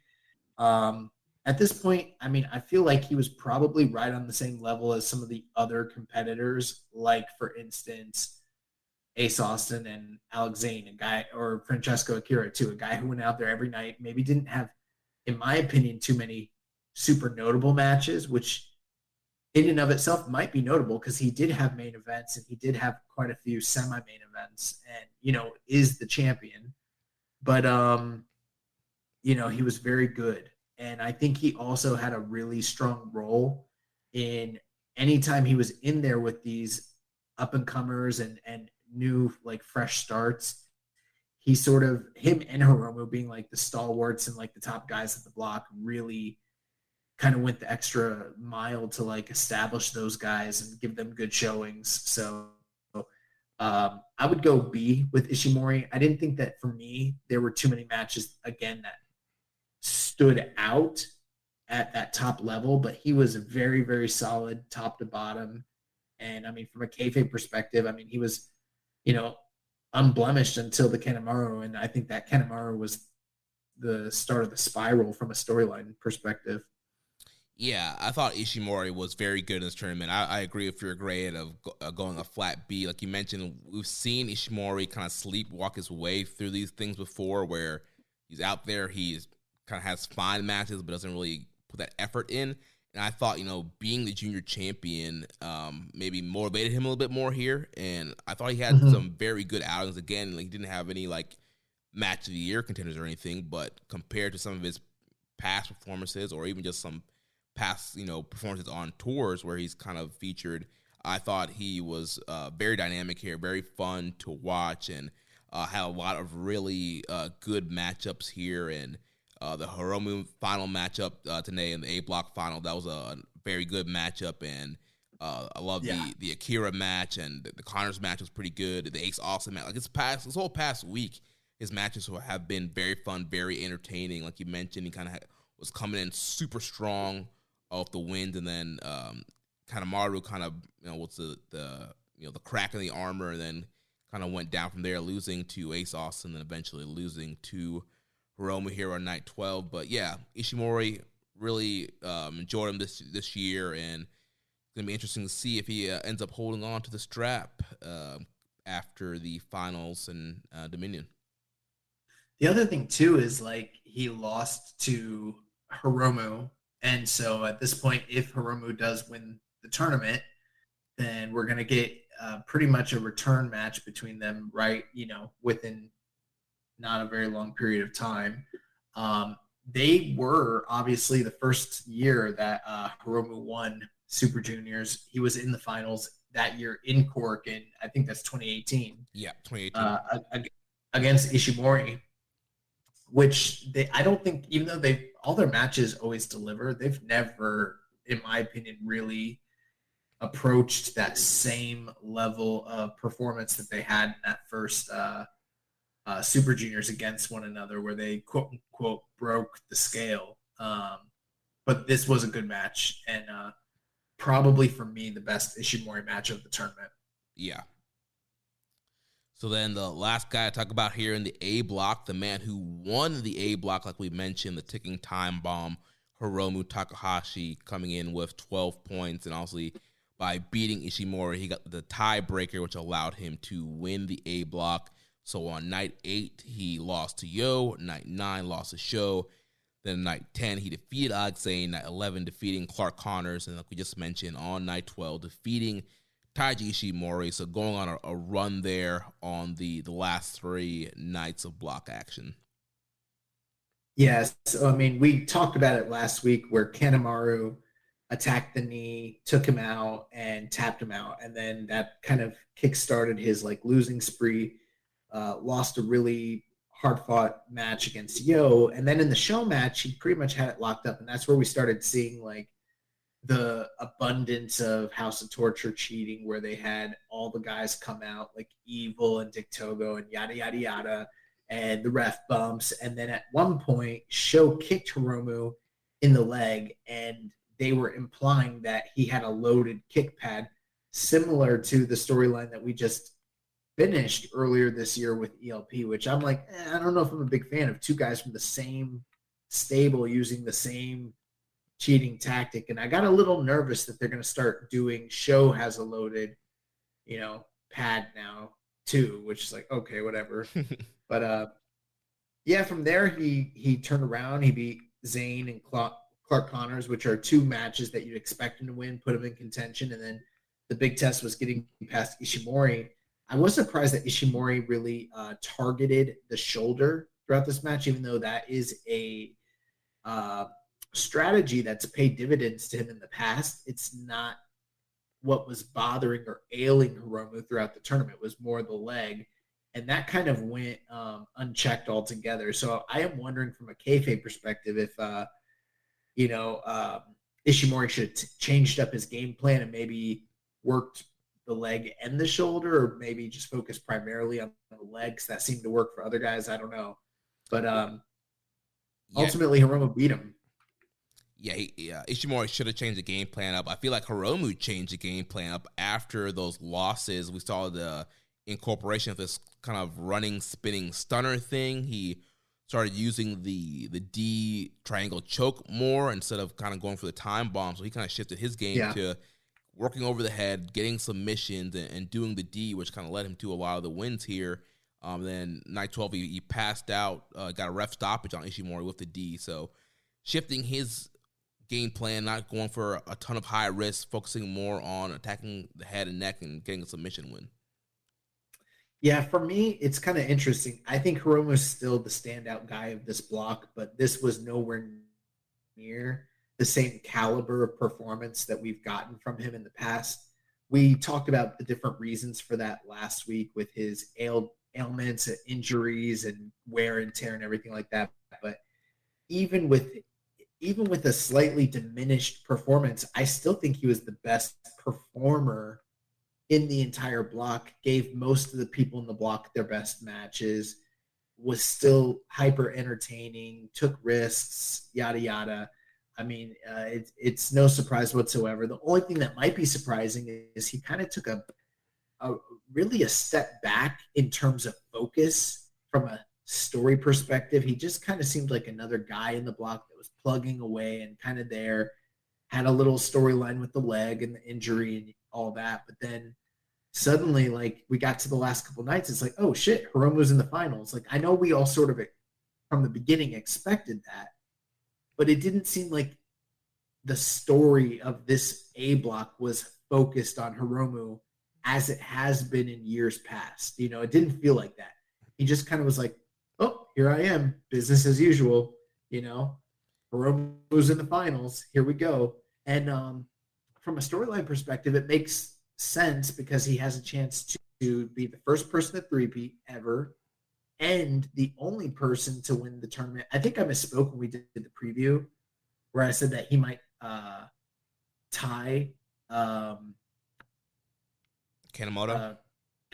but I think he's already surpassed or tied Kanemoto. Yeah, because Hiromu has 4, or no, he has 3. If he wins this year, it'll be 4. Yeah.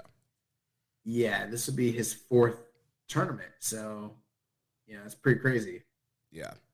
I like the fact that the A block story wasn't all around him because it allowed, like we mentioned, it allowed Zane to get over, it allowed Ace Austin, it allowed them to focus on other guys and kind of tell stories of pushing other guys in the A block while Hiromu was kind of, like you mentioned, kind of sneaking in the background. Then the last few nights just kind of came blaring right through up in front. But overall, I agree with you. I think Hiromu was kind of the standout performer in the A block. Had a ton of main events, gave everybody probably their best matchups in the block. And again, we didn't get a ton of, jumping sentons or senton bomb, the sunset bomb. But we still got a lot of really great matchups, though.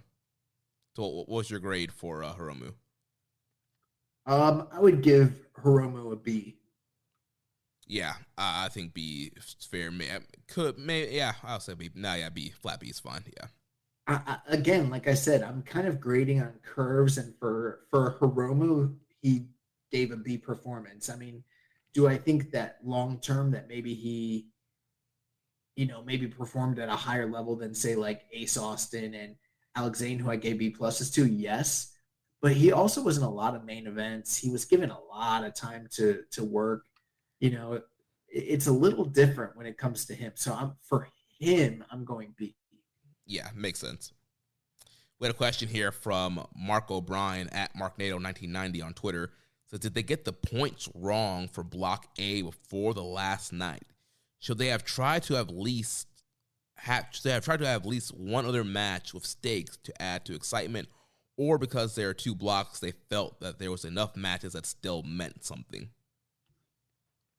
It doesn't really matter to me. I mean, sometimes we've seen blocks in different round robin tournaments where there's, for instance, there's that one infamous G1 not too long ago where there was no clear final match for the block. This is the year that Ibushi went to the finals based off of Jay White losing to Ishii.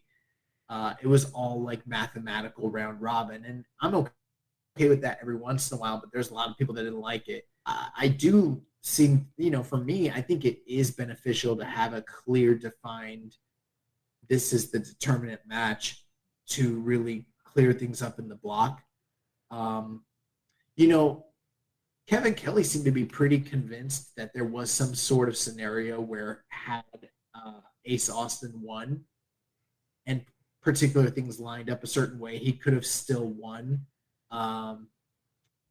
Based on the scenarios that we published that came from Chris Amsa, that didn't seem to be the case. It seemed like it was a de facto, Hiromu versus, the winner of Hiromu and the winner of that match with Ishimori wins the block. But, maybe they did try to include Ace Austin to some degree, but I'm fine with it either way, honestly. Yeah, I mean, Chris Charlton kind of shut Kevin Kelly down pretty quick on that. He was like, no, Ace is out. He's like, he does not have a tie. Gotcha. He doesn't have the tiebreakers with these guys. So, like, he corrected Kevin Kelly pretty quickly, and he had to kind of clear that up on air. But, yeah, I mean, I think it is good sometimes to have multiple matchups where you have multiple guys. Kind of in the B block, you had 3 guys that were alive that could have made it depending on who won. But wait, I didn't think Chris Charlton was on today's show. Not today's show. There was a show, I think it was night 11. Because Kevin Kelly was still kind of saying that during today's show. Okay, because I wasn't paying attention to commentary when I watched today's show, so I didn't realize he said that again. Gotcha. Okay. But yeah, the one time when they were on, I think it was night 11, they were commentary together, and Charlton was like, no, the Aces lost to Hiromu and Ishimori.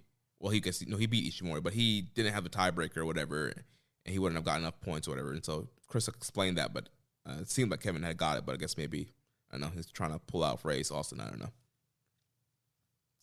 But anyway, here, let's move on to the B block. So starting at the bottom here, Doki coming in with 6 points, 3 wins, 6 losses.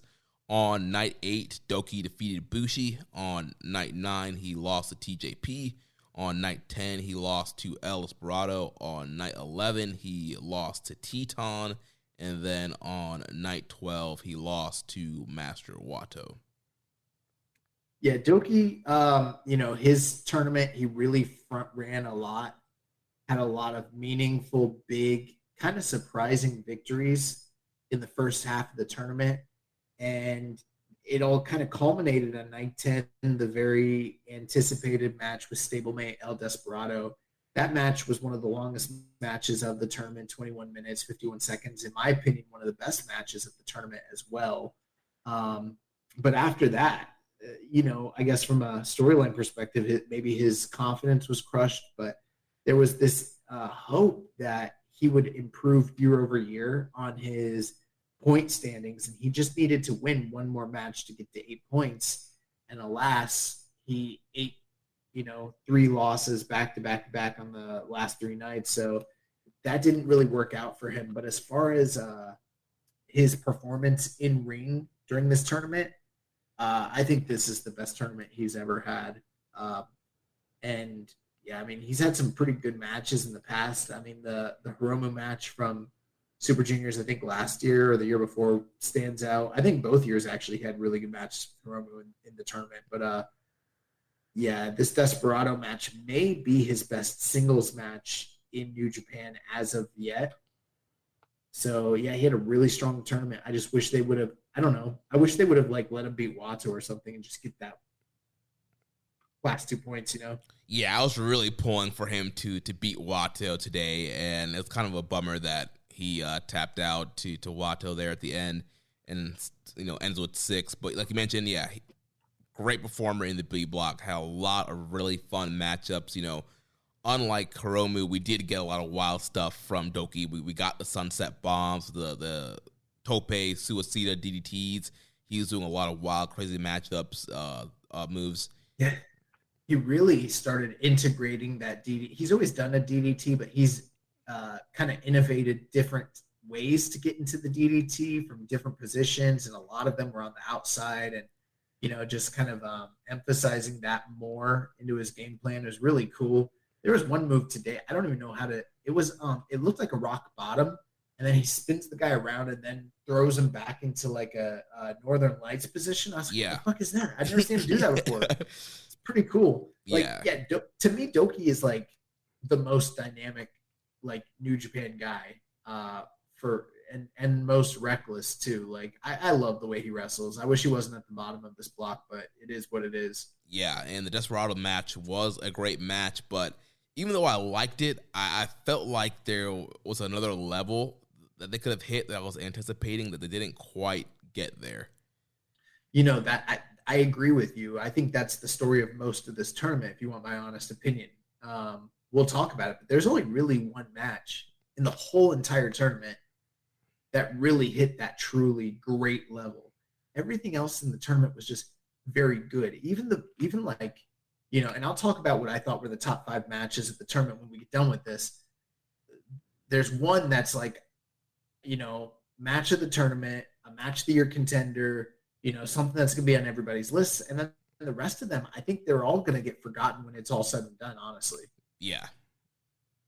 And that was, that's the match. I mean, again, I went 4 stars flat on it, but with all the history and the hype, I was expecting 4.5 at least, or, you know, kind of another match of the year candidate, but we didn't get it. But still a fun main event and good spotlight for Doki. So what grade you giving here? I would go B for Doki. I wish I could go a little bit higher, but I think that's a really good grade for him. So for a guy that's 3-6 in the tournament, they're getting a B. That's more than fair. Yeah, I'll agree if you give a B to our man Doki here. Underdog Fantasy is the fastest growing fantasy app and easiest place to play fantasy sports. Just jump on UnderdogFantasy.com or download the app, draft your team, and that's it. And if drafts aren't your thing, they also have a pick'em game where you can win 20 times your money in a single night. Use promo code RADIO, and Underdog will double your first deposit when you sign up with up to $100 in bonus cash. Deposit $100, get $100 free. That's promo code RADIO. Terms and conditions apply. Pathways Financial Credit Union is having a big toy sale. Enjoy a 1% discount when you finance or refinance your RV, boat, or motorcycle with Pathways. Plus, no payments up to 90 days. Pathways Financial Credit Union, your path to better banking. Visit pathwayscu.com for more details. Offer valid through June 30th, 2022. Existing Pathways loans are not eligible. Member NCUA. Then coming in, got a few guys here with 8 points. First, Master Wato, 8 points, 4 wins, and 5 losses. On night 8, he lost to Desperado. On night 9, he defeated Teton. On night 10, he lost to Wheeler, Utah. And then on night 11, he defeated El Lindemann. And on night 12, like I mentioned, he defeated Doki. You know, him and Taguchi, they're the junior tag champions. They lost a lot. There's a lot of people in line that could potentially be getting junior tag team title shots. I don't really have much to say about Wato, not because like he didn't wrestle well, but it's kind of similar to the Yo factor where like I'm just not that interested in him. He did well. I think this is his best tournament. I think it was better than the last 2 years he was in this thing. But then again, at the same time, he was never a factor. He was never really a legit player in it. He didn't have any breakout performances or great matches. I think he was just good. He was very competent. You know, I couldn't say that like his matches were bad. There's just not much to, you know, sink my teeth into when it comes to Wato, which has kind of been the story of his career overall in New Japan anyway. So yeah, for him, I would just go solid C. And I don't have much more to say. Yeah, I would say the big thing, probably the big win for him was I think that he was very consistent throughout the whole tournament. He didn't really botch at all. I thought a lot of his stuff looked good. He did a lot more high flying. He incorporated a lot of the Lucha Libre spots that he learned when he was on excursion in Mexico at CMLL. And I thought he looked, pretty competent out there. Like you mentioned, pretty good. I agree with the C grade. I mean, he's just kind of a solid player out there, but it wasn't one of those things where you're making fun of Wato because he's messing up or botching or having bad matches. Like he had decent matchups and he was consistent, and he's gaining some more confidence. So good stuff for Wato here. So up next, Bushi with 8 points, 4 wins, and 5 losses. On night 8, he lost to Doki. Then on night 9, he defeated El Desperado. On night 10, he lost to Teton. On night 11, he lost to TJP. And then on night 12, he defeated El Lindemann. Again, similar thing. It's Bushi. I wish we could be more insightful. I wish we were like the podcast that was like giving you all the rundown and the stats and everything. But Bushi was just there. In fact, I was less interested in Bushi than I was in Wato. That's kind of where I'm at with him in this tournament. The only thing with him that bothered me was that they had him go over El Lindemann. And sure, it's fine. It's tournament. Lots of guys beat other people, but I don't know. I just feel like Bushi sucked and El Lindemann was fucking awesome. Yeah, I feel like Bushi beat a lot of people he probably shouldn't have beat in this tournament. Like he beat Robbie Eagles, he beat Desperado, he beat Lindemann. Like this guy was getting some he's almost like kind of Kanemaru, where Kanemaru got these kind of big wins. Like Bushi was getting these big wins out of nowhere, and again, fine performance. Like we've been saying from day one, you're gonna get the cool mask, the cool suit. Then Bushi's going to Bushi. He's going to do a Bushi Rooney, and then he's either going to win or lose. There's not a lot of substance to a Bushi match. There's never really any kind of stories to kind of follow with him in the tournament. He's just kind of there. And so, I mean, I would go, a flat C for him as well. Yeah, there's a lot of times where, like, the match is happening. I'm watching it, it's just whatever. And then I'm like, is he about to hit that next? And then he hits it. I'm like, did he fucking win? And then he wins. I'm like, why? At least Kanemaru was like fun and interesting and doing cool stuff. Like Bushi's just there, Yeah. Like, has there been anyone else that's benefited as much from being part of a cool faction while they themselves just suck? Oh man, Bushi's definitely cashing in on that LIJ fame. But I mean, I think he's one of these guys that has to be careful. I know that being kind of a New Japan kind of guy, he's going to probably be in these things for a while. But if they ever get to a point where they're bringing in more outsiders or there's more like dojo graduates coming up, like I think he's on the chopping block to lose his spot. Yeah, probably not. But I see what you're saying. It's not outside the realm of possibilities. Even if he didn't quote unquote lose his spot, he might lose a lot of this preferential, type of like booking where like right now, he went, 4 and 5, but he beat a lot of big names. So it kind of saves him. Maybe next time he goes like 3 and 6 and doesn't beat such hot names. Right. Yeah. It's going to get a lot harder for him to be continued to book higher. The more outsiders that get booked, more dojo guys that are coming in, it's going to be pretty tough for him. It's just like, bro, we live in a world where El Phantasmo's never touched the IWGP Junior title, but like Bushi's a former champion. You know what I'm saying? Yeah. Makes no sense.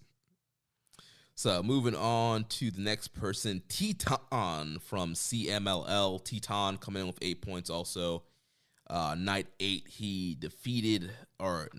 lost to Wheeler Utah. Night 9, he lost to Master Wato. Then he went on a little streak here. On night 10, he defeated Bushi. On night 11, he defeated Doki. And then on the final night, night 12, he defeated Robbie Eagles and knocked Robbie Eagles out of contention. Yeah.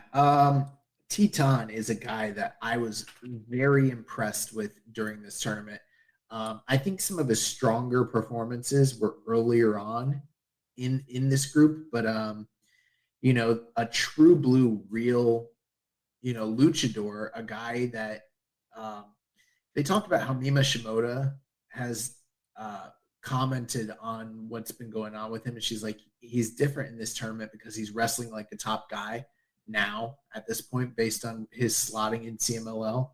And I feel like that did come through to a certain degree, but he also was one of these individuals who weren't given a lot of main event spots, a lot of like match time. And I feel like he made the most out of his minutes. Most of the matches he was in, I mean, he was, a madman doing the double stomps to the outside, flipping, doing all sorts of cool stuff. Plus, like, his actual grappling is crisp as fuck. I mean, a lot of people are going to give like TJP credit for how good he was at that stuff, and no doubt. But I felt like T-Tom really wasn't that far off from him whatsoever. Like, he's just a complete wrestler. But the only real gripe I have is I don't feel like he should have been a 4 and 5 guy. I feel like he should have maybe been given more of a spotlight, more of a showcase, and that didn't really happen, unfortunately. So. Yeah, especially in the tournament this year where there weren't any other luchadors. You didn't have a Bandito. There wasn't a Dragon Lee. You didn't have a Volador Jr. I felt that left the door open and put a lot of spotlight on Teton. And like you mentioned, he did have a lot of really good matchups and was pretty dynamic out there. But again, he got a lot of losses here, 4 and 5 in that 8-point level. And this is kind of the level that he was at previously over the last time we saw him in 2019. And so the fact that I think both set of commentaries, Japanese and English, were pushing this fact that, all right, Teton has kind of upped his game. He's more of a top guy in CMLL. They didn't mention his championship reign, but, he's a champion. He's one of the top stars in CMLL right now. And he just kind of got treated the same way pretty much that he was treated in 2019. So if they were kind of pushing that narrative, he should at least got to 10 points and pushed him a little bit stronger. Yeah, and I mean, at the same time, it's not like – I don't want to gripe about it too much because, truth be told, I feel like Volador would end up in the same spot as him anyways. You know what I mean? Yeah. But Dragon Lee would – and I'm not saying he's Dragon Lee necessarily. I don't think he should have been – a block finalist, but, I don't think 10 points would have been bad. Yeah. But like you mentioned, it's like a wild man. That tornado DT that he did, like that springboard kind of thing, was awesome. Like you mentioned, the double stomps to the outside was absolutely nuts. I don't know how his ankles or legs are just not broken as many times as he did the double stomp to the outside and to the apron, and sometimes people would move and he wouldn't even lay on. He was laying on the ground. But yeah, a lot of wild matches. The Desperado match, probably one of the best matches he had in this block. But again, it's a really solid performer, night in and night out, having some fun matchups. For him, I'd have to go B. Yeah, I think flat B is fair for him. So the next guy with 8 points, TJP, the Public Enemy. On night 8, he defeated Robbie Eagles. Night 9, he defeated Doki. On night 10, he lost to El Phantasmo. On night 11, he defeated Bushi. And then on night 12, he lost to Wheeler, Utah. Everybody knows, TJP. Everybody, I mean, he's got a very lengthy career, even for being a guy as young as he is, even still now. He's just, he started so young. He's been everywhere. He's wrestled for such a long time. And, he's a real student of the game and a true blue professional. But he doesn't always necessarily impress me to that next level. He's a guy that's like goes out there and he does his really good wrestling. And I'm like, oh, that's great. It's good. But, I can't remember too many like TJP matches where like it kicked up to like that next gear necessarily. And I don't know that he really did that in this tournament, but there just seemed to be an air of importance to what he was doing in this tournament where he came off to me as like the junior ace of the United Empire, not Francesco Akira. Yeah. And he was like the wrestler of this entire block, not Wheeler Utah, not Teton, not El Lindemann, and not Robbie Eagles, and all those guys are fantastic and very talented, but like TJP like just came off as like a master. And I don't feel like I can't remember too many times on this podcast I've called anybody a master. You know what I mean? Yeah. Just so smooth, so like crisp and like it's crazy how good he actually is when he wants to be, and he really wanted to be here, and like he was impressive again, say what you want about the guy in his personal life. I've seen him say and do a lot of idiotic things. But when it comes to like his craft, like he's second to none, man. He's really, really, really fucking good. Like this is the highest I've been on him in years.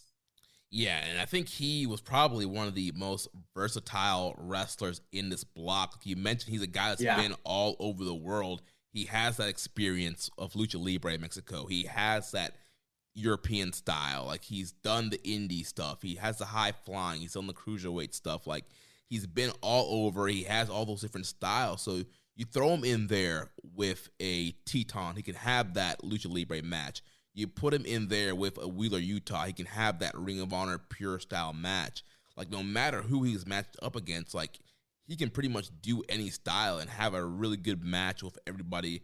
And I agree with you. Like I think he was really on this tournament. Like he knew it was like a big deal for him to be back in Japan. Like we mentioned, the first time in 11 years that he was in this tournament, longest time period between any tournament in Japan. And so it was a big deal to get him back, to be one of the guys chosen from Strong to be brought over here. I think he made the most of his opportunity, and I think we're definitely going to be seeing more of TJP. Obviously, they're setting things up with him at Empire, him and Francisco Akira. But, I mean, I would love to see TJP getting a singles junior title match down the line. Yeah, I'm B+ on him in this tournament. Yeah, B+ also. So next up, last guy here with 8 points in the B block, the GLEAT G-Rex champion, El Lindaman. On night 8, he lost to El Phantasmo. On night 9, he defeated Wheeler Utah. On night 10, he lost to Robbie Eagles. Night 11, he lost to Master Wato. And then on night 12, he lost to Bushi. For me, everything in this tournament when it comes to Lindaman was leading and building to the Desperado match, which was one of the top matches of the entire tournament and really stand out. And yeah, he got that victory, which was awesome. But once that occurred, he didn't get any more main events. He didn't have much more spotlight. He still had great matches, but you look at the match times and they're all under 10 minutes for the most part. So it's like he kind of became a more diminished figure within the story of the block just generally. And then he also became a lot more inconsistent in terms of win-loss record. Overall, though, I was still very, very impressed with El Lindaman in this tournament. I was already high on him going into it. And I feel like he really, again, like some of the other guys that we talked about, like TJP, Alex Zane, Ace Austin, I feel like he made the most of his opportunity here and had great, showings. And I loved every match he was in. I really dug him in this tournament. Again, the Desperado match being the standout. But for him, I'm gonna go B- or B+. Yeah, Lindaman was a ton of fun to watch in this tournament. I feel like he's kind of on riding a wave of momentum right now. And as far as his popularity in Japan, he's doing a lot of cool stuff with GLEAT. He's a G-Rex champion. He had that great title defense. And I feel like when he was in Cork and Hall, you can really just kind of tell that the Japanese crowd there really loved him. And so I feel like he's another guy. Obviously, he's a domestic guy, but I feel like he really elevated his stock by being in this New Japan tournament and got over even more. And again, he's a guy that Liger was interested in and really wanted in this tournament. And you can see why. I agree with the B+ grade, and he's a guy. You had the mix of kind of that power junior style. He did the deadlift Germans and the suplexes, but then also you got some lucha libre. You got the big tope con hilos. He was just a ton of fun to watch, ton of energy, and again, another guy that I want to see them keep around. So next up here with 10 points, the Ring of Honor Pure Champion representing the Blackpool Combat Club, Wheeler Utah. So on night 8, he defeated Teton. On night 9, he lost to El Lindaman. On night 10, he defeated Master Wato.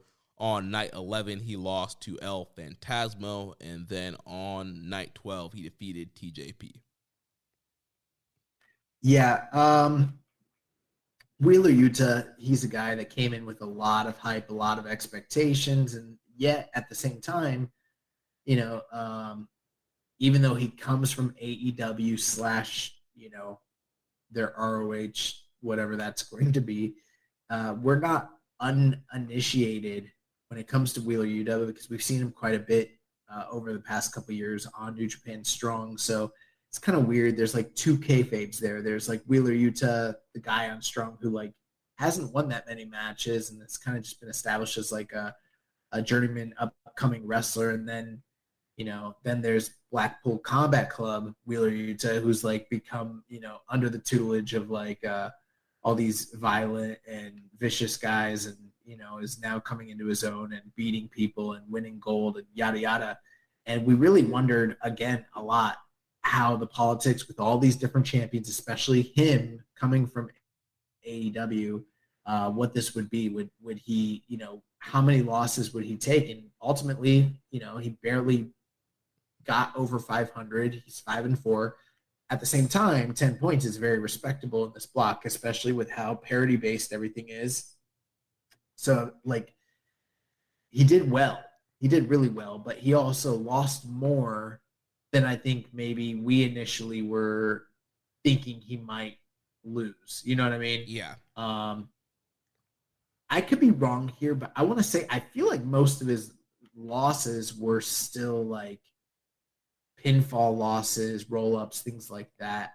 The only one that sticks out to me where I think he like, and I can't remember exactly, but I feel like he ate the Pinchy Loco to Desperado. But other than that, I think the other losses he had were still, like he got out-wrestled or he got caught and, got pinned.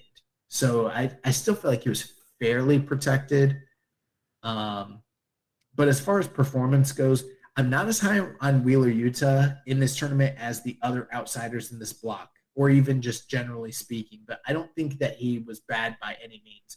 I think that he's still a young guy, first time in Japan, learning his craft. I mean, he's an outstanding technical wrestler, and he's still improving on the other aspects of his game as well. I mean, we talked about like when he first came into New Japan Strong, you had mentioned that you'd seen him on like MLW even prior to that, and he wasn't really a technical guy. He was kind of like your average indie kind of like high-flying sort of wrestler, fast-paced offense guy. And he changed every aspect of his game and kind of became a pure wrestler. And now he's got that down packed. He's trying to add other elements to his character and to his game. And I feel like that was on display here. I think the reality is, when you compare him to guys like El Lindemann and TJP and Teton, he just doesn't have the same level of experience as those guys. They've been in the game a lot longer. They've been wrestling at a much higher level with varied,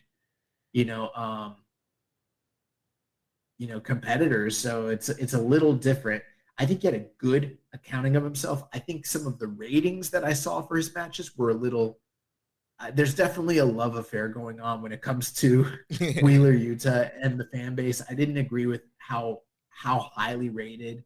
Like, for instance, I wasn't as high on the Desperado or the Robbie Eagles matches as everyone else was when it comes to him. But long and short, I feel like this was a great experience for him. I think it was a good step forward for potentially including other AEW talents in round robins down the line if they do continue to do that. And he is a guy that I would welcome back to Japan, but I don't think that he like carved out that niche where people are clamoring for him to be there again the way that they are for some of these other Gaijin outsiders. Right. He did not get over to the level that Ace Austin or Alex Zane did. And I feel like he was still trying to, like, for them, like, I felt like they know who they were going into this thing and they just kind of got over. But for him, I feel like he was still trying to figure out exactly how his character is going to be, especially like we mentioned last week. He has no Regal. There's no Bryan Danielson, no Jon Moxley. So it was just kind of him figuring it out on his own. And that presentation is really different when he doesn't have the rest of the Blackpool Combat Club with him. But still a very good wrestler. The one thing I really did not like about him in this tournament, his matches. I'm not a fan of his finish. He does the elbows, the hammer elbows into the seatbelt clutch.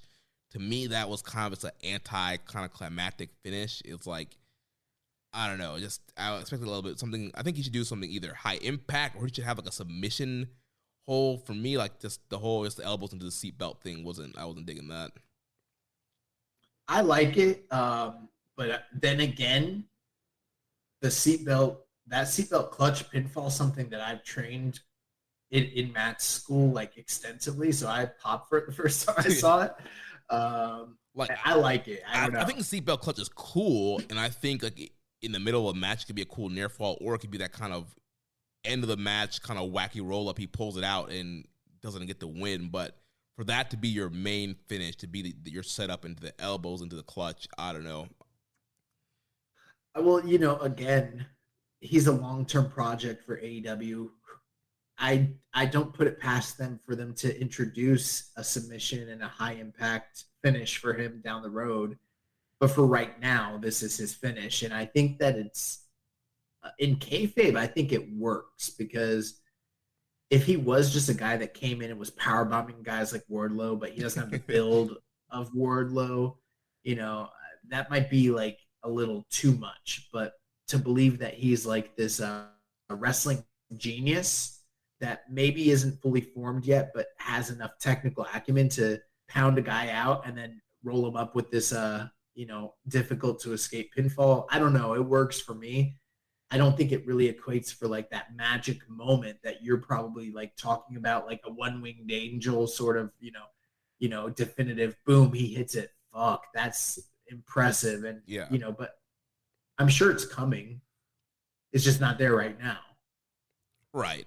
But overall, I mean, he still had a very good tournament, had a lot of good matches. Like you mentioned, he did lose a lot more than I thought he was. I thought with that AEW aura and the Blackpool Combat Club push, I thought maybe they would have had to protect him some more, and he was going to get that kind of that Moxley G1 push. But, I mean, he was booked right in line with everybody else. One thing, too, is, like, I think they kind of had to make a decision when it comes to him. It's like, okay, we want to protect him. He's going to eat losses. He's got to eat losses. And so it's like, do you have him beat the bigger names in the tournament, but then be open to losing to lower end guys like Wato and Bushi, people like that? Or do you have him beat the guys that in kayfabe he should be beating and only lose to top end guys? That, what's the philosophy of what you want here? And I think for the most part, they went the latter. They decided to have him beat the guys he should be beating in the block and only lose to people like El Phantasmo, Desperado, Eagles. People like Eagles and Lindemann. Those are the four guys that beat him. Those are like, a champion and then the three top block earners. So, I feel like that was also by, done intentionally to sort of protect him in a way. Yeah, and with those losses, too, you open up the opportunities for title matches for the ROH Pure title, so we could see something coming up at Forbidden Door. I think I would go a solid B for Wheeler Yuta. I'd go B- on Wheeler Yuta. I'm not as high on his performances, just overall his output, but yeah, I think it's still a good grade. All right, let's look now at the Sniper of the Skies, Robbie Eagles. He's also at 10 points on night 8. He lost to TJP. On night 9, he defeated El Phantasmo. On night 10, he defeated El Lindemann. On night 11, he defeated El Desperado, which had him in contention on winning the block. Had he won his last matchup here on night 12, he would have won the B block, but he lost to Teton on this last night and got knocked out of contention, ending with 10 points and not being able to capture the B block here. I loved the pinfall that Teton caught him in on that final night. It was a little anticlimactic for how important a match like that should have been. But at the same time, like I have to go back and watch that tape and like learn that pin so I can like but I mean, bro, everything I said about like TJP being a master, like go ahead and apply that to Robbie Eagles, but like not just from like the technical standpoint. I'm talking all aspects, high flying, the little things, knowing when to do the facials, the timing, the drama, the fire, all the strike exchanges. Like he's just on another level, man. And it's kind of funny that there was a time where we ever questioned, did he even belong in this division with these guys when he first came into this company? Because it sounds ludicrous now. For me, there's only one other person that, in my opinion, outperformed Eagles overall for the tournament. I think Robbie Eagles is like my runner-up for MVP of the block and the overall Super Juniors. One thing I'm happy about where he ended up. Now, he didn't end up in the block finals. That still has never happened for him, unfortunately. But like last year, and maybe it was the year before, I can't remember, but there have been times where we've been like, okay, this guy's established. They're going to like really, do well with him in the point totals in the tournament. And I think every year he still continued to underperform where we thought he should have been.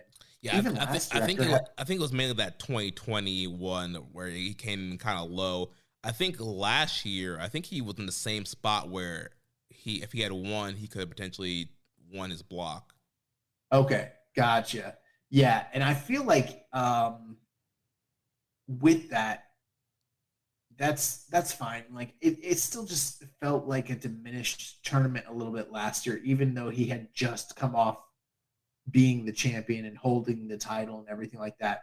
This year in this tournament, not only did he have outstanding matches, but like he was beating like a lot of the top guys, including Desperado, including Phantasmo, the top two guys in the block. Like, and it started to feel like, oh shit, they might, go with Robbie Eagles.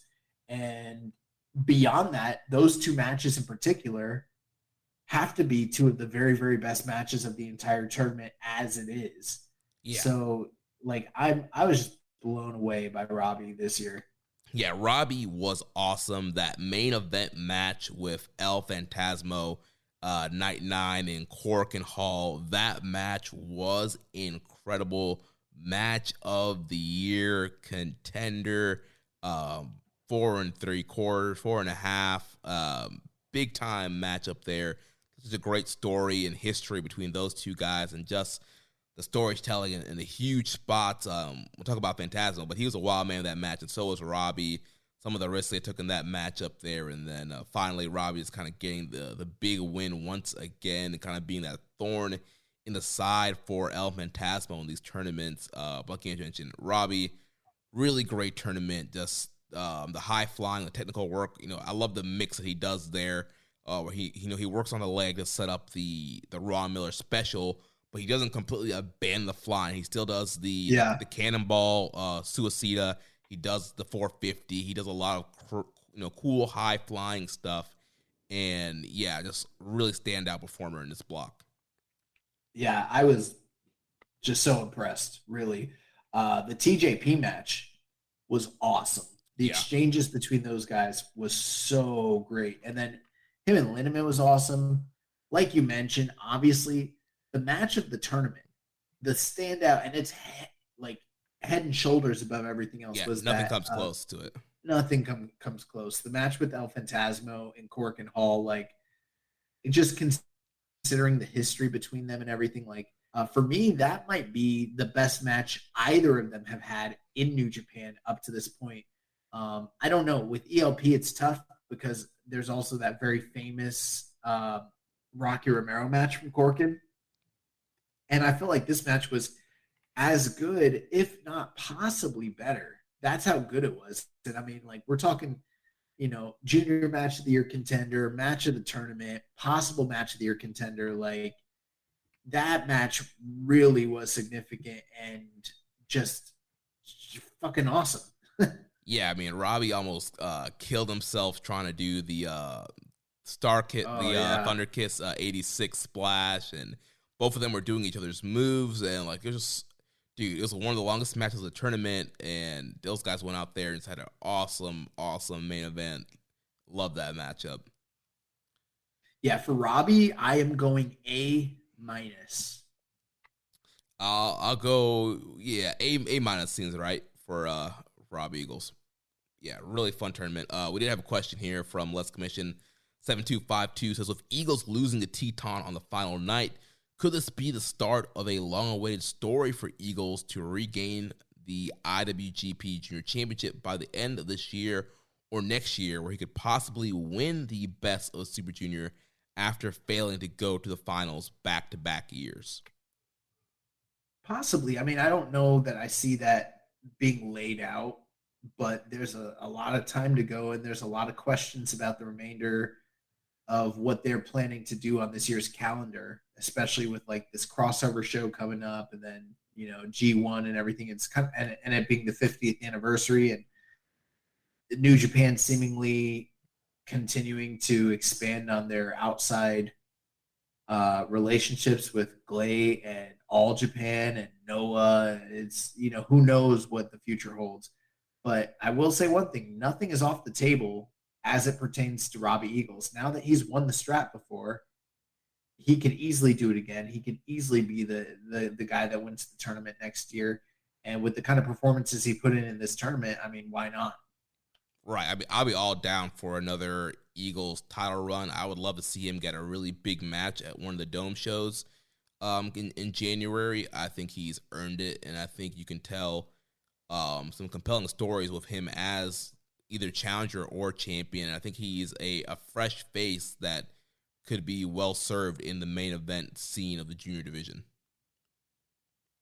So moving on to the last two guys in this block who ended up tied with 12 points. The runner-up of the B block, the headbanger, El Phantasmo. He defeated El Lindemann on night 8, lost Robbie Eagles, like we mentioned, on night 9. Then on night 10, he defeated TJP. Night 11, he defeated Wheeler, Utah.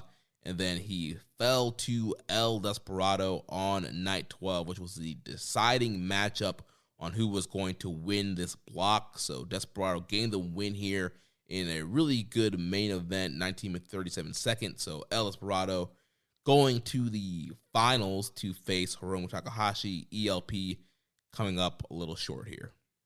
Yeah, last year Phantasmo beat Desperado on the final block night, and that's what kind of kept Desperado from being in contention for Super Juniors last year. So this was kind of a redemption on Desperado's part as it pertains to those two guys. But, you know, with that match, I just want to say this one thing. It was very good. I'm not saying it wasn't good, but they started busting out all these kickouts from major, massive moves at the tail end, which got me. Like there was a few times where I was like, oh shit, especially at CR2 where he hit Desperado at CR2. Yeah, I thought, oh crap, ELP won this. Right. But I didn't feel like the work leading up to the closing sequence matched the epic nature of the finishes going down the stretch, which I was a little disappointed in, because I did think ELP against Despy like had like you know, classic written all over it, and it didn't quite reach those levels. But then the match was still very good. But ELP, another standout guy, he is sort of like the pinnacle right now in this division of how you can be a heel, you can be dislikable, you can be detestable, and still be entertaining and still not sacrifice the athletic nature of what you're doing. Now, one thing I did want to say, I've noticed that El Phantasmo's matches, even though he is still like, you know, he's still cheating, the level of shenanigans in his matches has diminished significantly. And it seems to be ever since Show kind of took on the mantle of being like the cheater in the division. You know what I mean? And like, right. It feels like recently, maybe part of the reason why I'm coming around a little bit more on ELP is because he's having cleaner matches than he did in the past. You know what I mean? Yeah. I think a lot of his shenanigans are held to the first couple of minutes, and then from there on out, he's just straight up wrestling.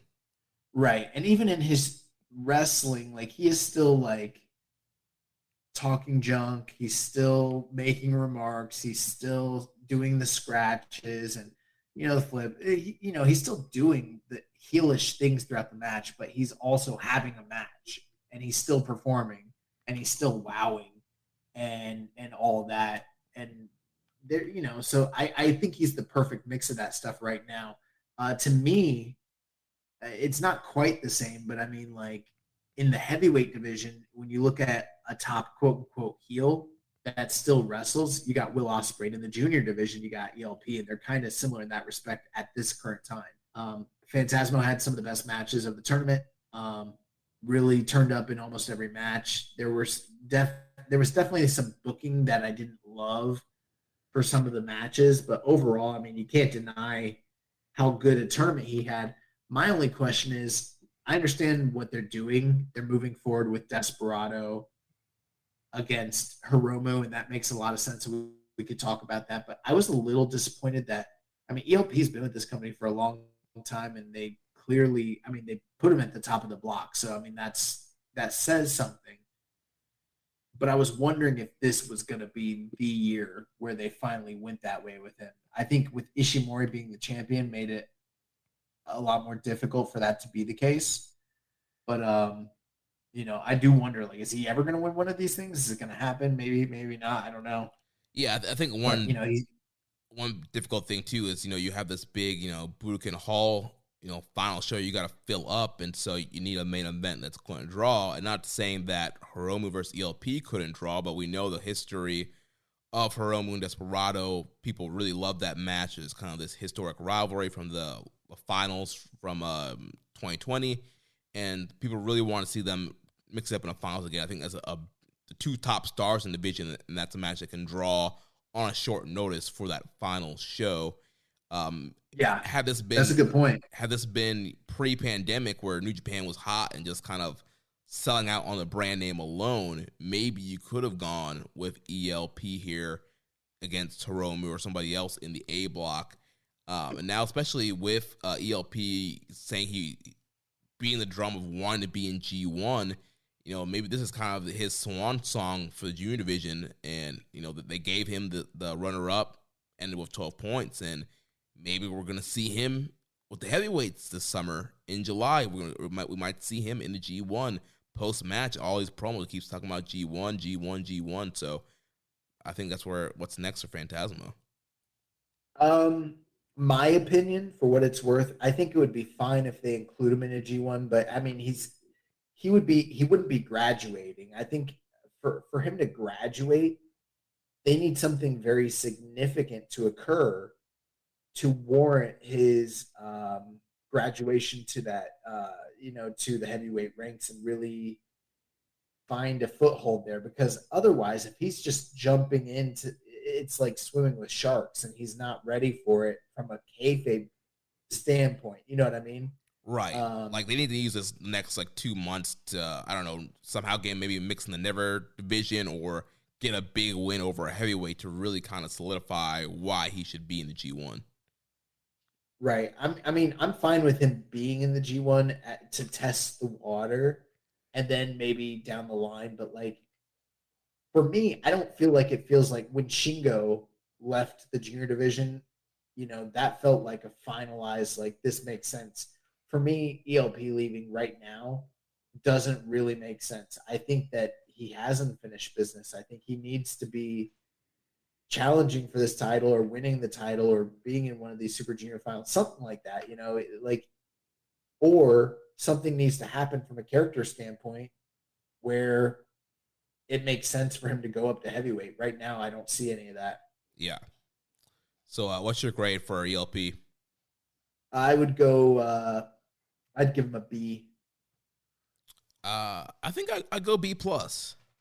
I could probably go B+, yeah. I'm kind of torn between those two. For me, I mean, definitely the Eagles match really stands out. The rest of his performances were strong. For me, it's still a B. Okay.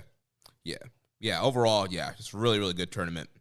So last guy here, the winner of the B block, El Desperado. Night 8, he defeated Master Wato. Night 9, lost to Bushi. Night 10, defeated Doki. Night 11, lost to Robbie Eagles, like we mentioned. On night 12, in the block decider, he defeated El Phantasmo. Yeah, I mean, Desperado, he's a guy that like has been ever since that match with Hiromu in the finals of the Super Juniors a couple years ago.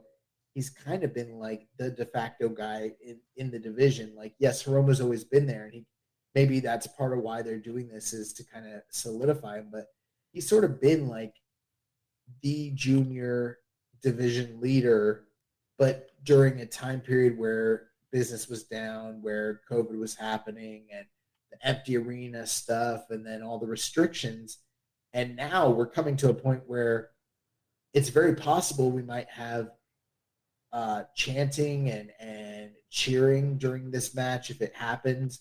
And this could be like we wondered back in January why they didn't have a more definitive match at Wrestle Kingdom. Like they had a good match, but it didn't feel like the tail end of the feud. But this feels like it could be really important, really special going into a final between these two guys again, like we saw in the past. And I can't remember if they've ever done a Super Junior finals again with the same guys. I don't think that's happened before. So if that is the case, that's very much history making. Desperado wasn't the champion in this tournament, but you could have fooled me. He basically carried himself the entire time as the champion, had the most main events, wrestled for the longest amount of time. He gave nearly everybody in the block their best match. And when you look at like cage match and grapple ratings, you look at the top matches, his name is littered all over them. I like Desperado. I'm not as high on him as other people are. He doesn't really necessarily do it for me on that level, even though I still like the guy. But there is no denying the consistency of how good he was throughout this tournament and really how he just carried the block essentially. For that reason, I have to go A. Like, he was the top performer in the entire tournament.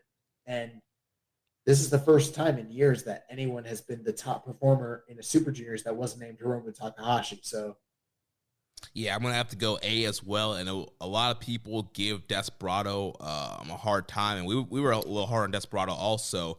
But I feel like he really turned it up in this tournament. Like you mentioned, coming out, he had all the main events and carried himself as a champion. I definitely feel the level that he's gotten over more to that star level, especially in this last match with ELP. You had a ton of Desperado flags in the crowd, and it seemed like people really wanted or pulling for him to beat ELP and get into the finals. They really wanted to see him and Hiromu mix it up again. I felt like he definitely carried himself as a star. He had great matches. I look at my ratings, and he pretty much had a 4-star match for the most part almost every time out. Just a really good performer, MVP of this block of the tournament. Looking forward to seeing the finals. So that wraps up the ranking review of each wrestler. Got a few questions here, then we'll get our final thoughts on the finals. So Rambo and Slam Pig says, at this point in the tournament, who do you think has raised their stock most by the performance, and who has fallen? What do you think? I think somebody who's raised their stock the most, I mean, it's probably going to be between Ace Austin and Alex Zane. I mean, both those guys were just kind of, I guess, quote-unquote, mid-card unknown guys, and they left as top foreigners, top guys that got over super huge, and we want to see back in this tournament. Stock that has lowered the most, I guess it'd probably be between maybe Yo or Taguchi, maybe Sho. Those three. Yeah, those are all contenders. I mean, obviously with Taguchi's historical success in Super Juniors and him being at the very, very bottom of the block, that's probably a candidate. But for me, it's Yo.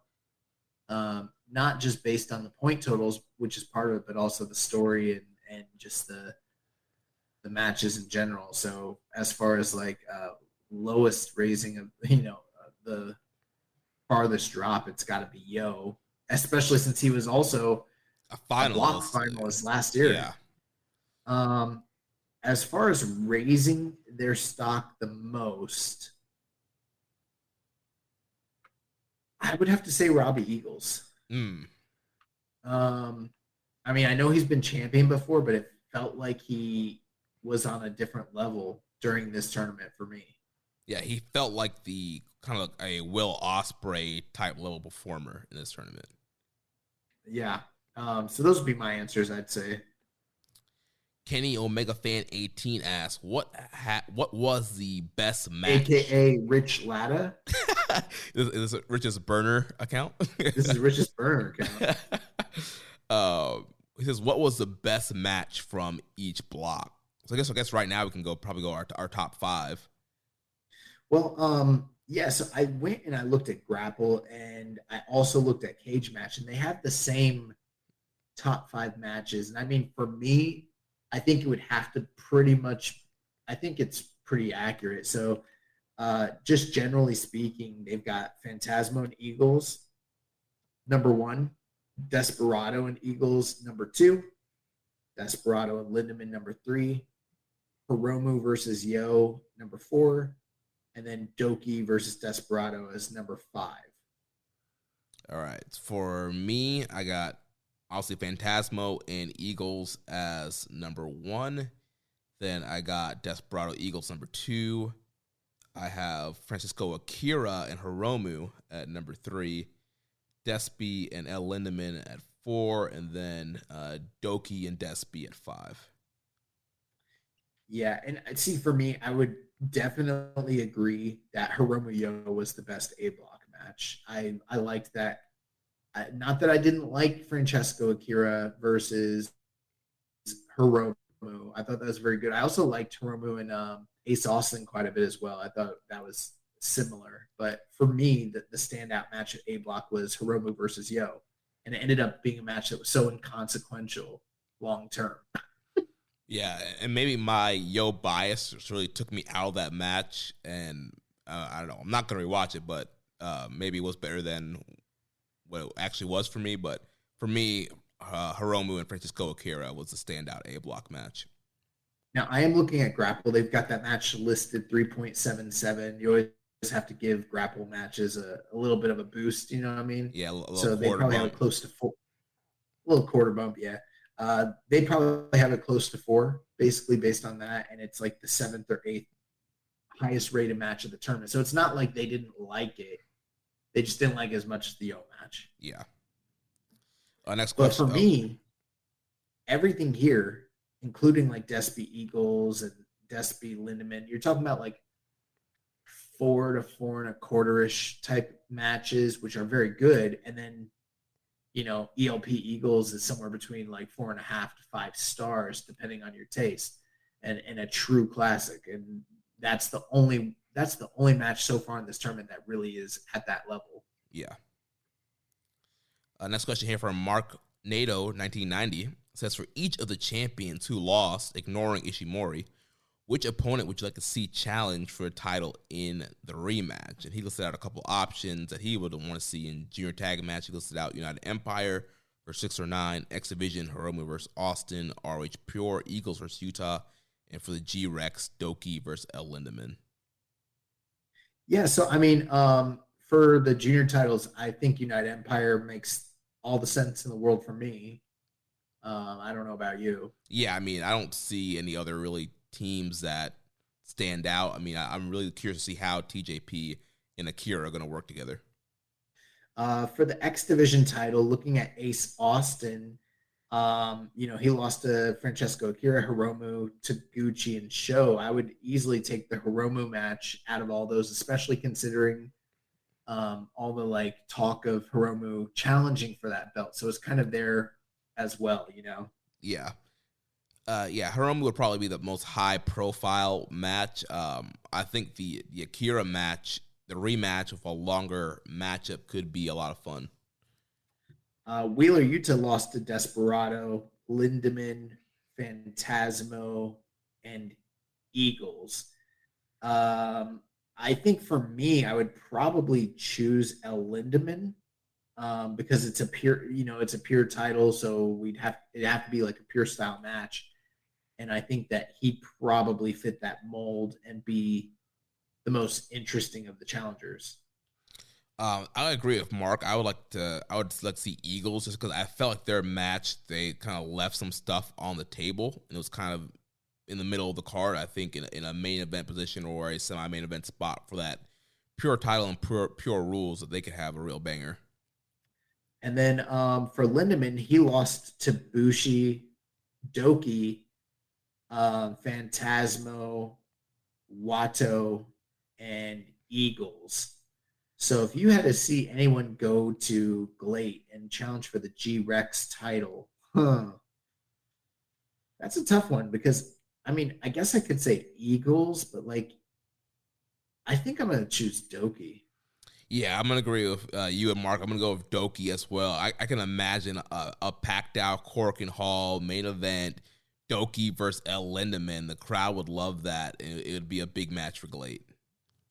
And, he left one champion out, so why don't we just do it just for fun?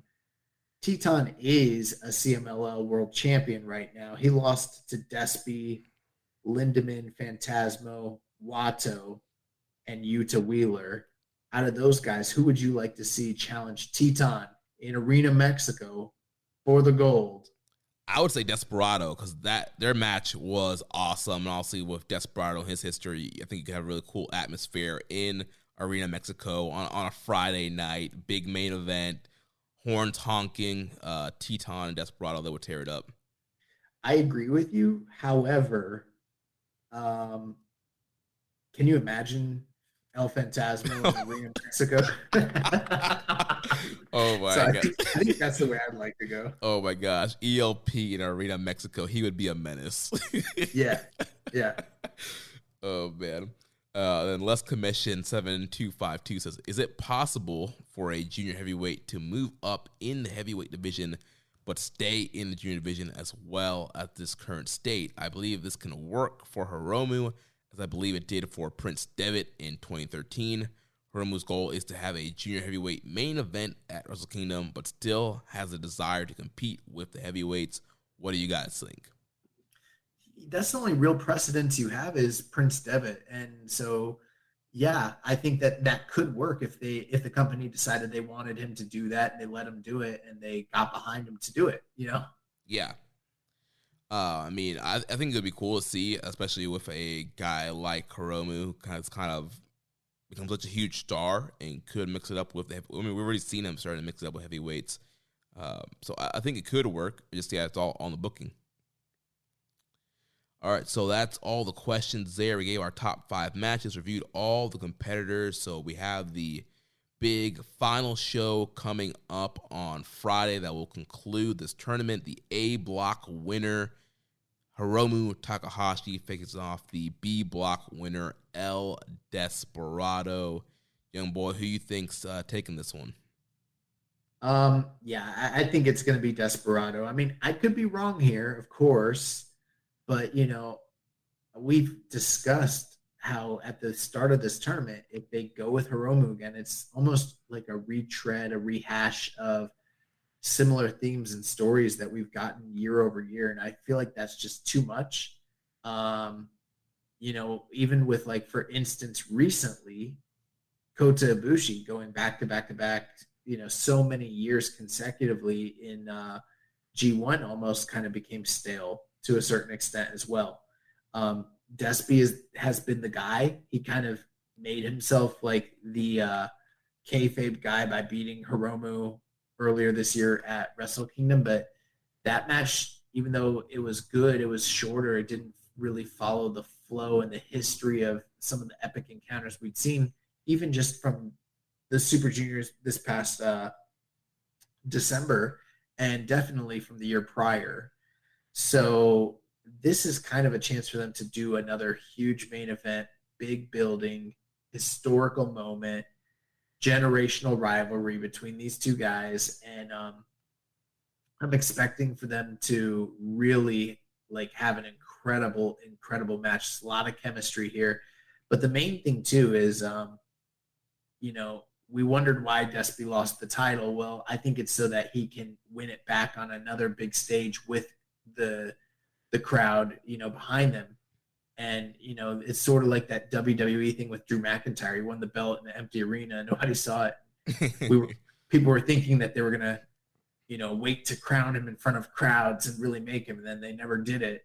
Well, I think that New Japan is trying to crown Despy in a major way in front of, a massive crowd. And, he's got to get past Hiromu to really, truly establish himself as the premier guy in this division.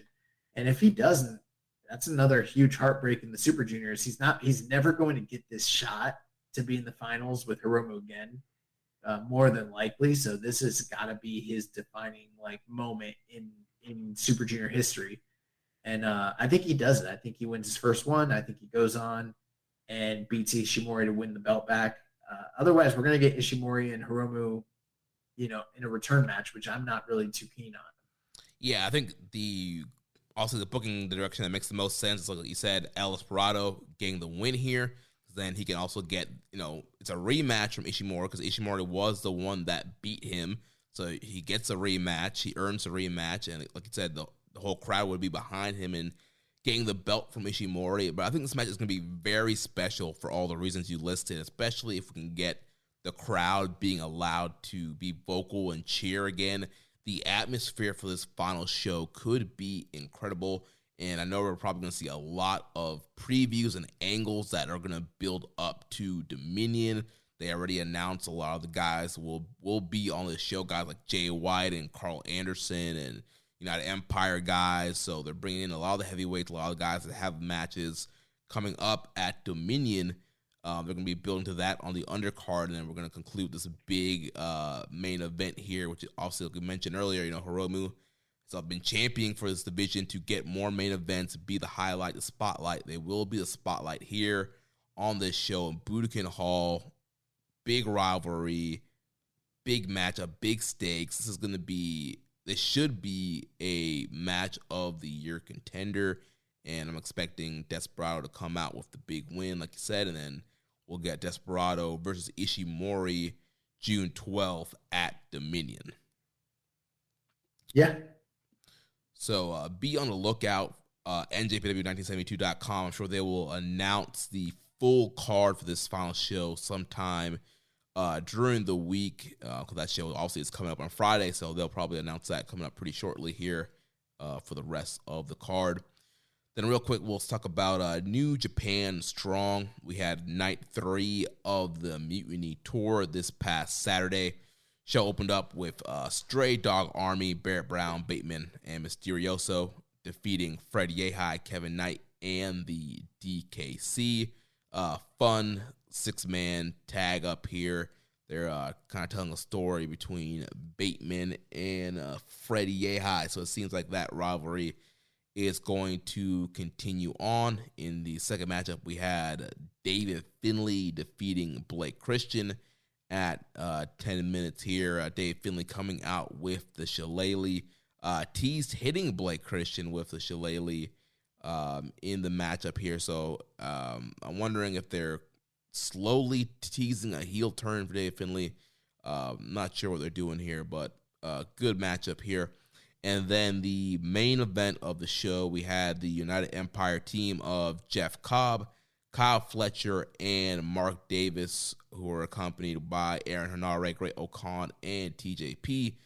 They defeated TMDK of Jonah, Shane Hayes, and Bad Dude Tito. This was a really fun main event. Like we saw at Capital Collision, they really building up these big moments when Jeff Cobb and Jonah get in the ring. Makes me think that we might see both those guys in the same G1 block this year. So really continuing this rivalry with the Empire and TMDK. We know there was another matchup on the Collision taping. So I think this is a pretty fun rivalry here. I mean, you have two heel groups, which is kind of weird. But in this matchup, Cobb and Aussie Open were pretty much baby faces. Aussie Open doing a lot of their cool double team movers and really impressing the crowd at the Hollywood there in California. And yeah, they really impressed. I'm really excited to see Aussie Open finally get over to Japan. Thought Bad Dude Tito looked good as well. I would love to see Bad Dude Tito in the G1. I think he's a great addition to the strong roster. I did not see this episode. Man, you didn't have to out yourself, man. I was going to play it off. Oh, no. I'm always honest with everybody, except for the times when I lie. Yeah, I mean, this didn't necessarily look like the most appealing episode anyways, but based on your review, maybe I'll go check out that main event.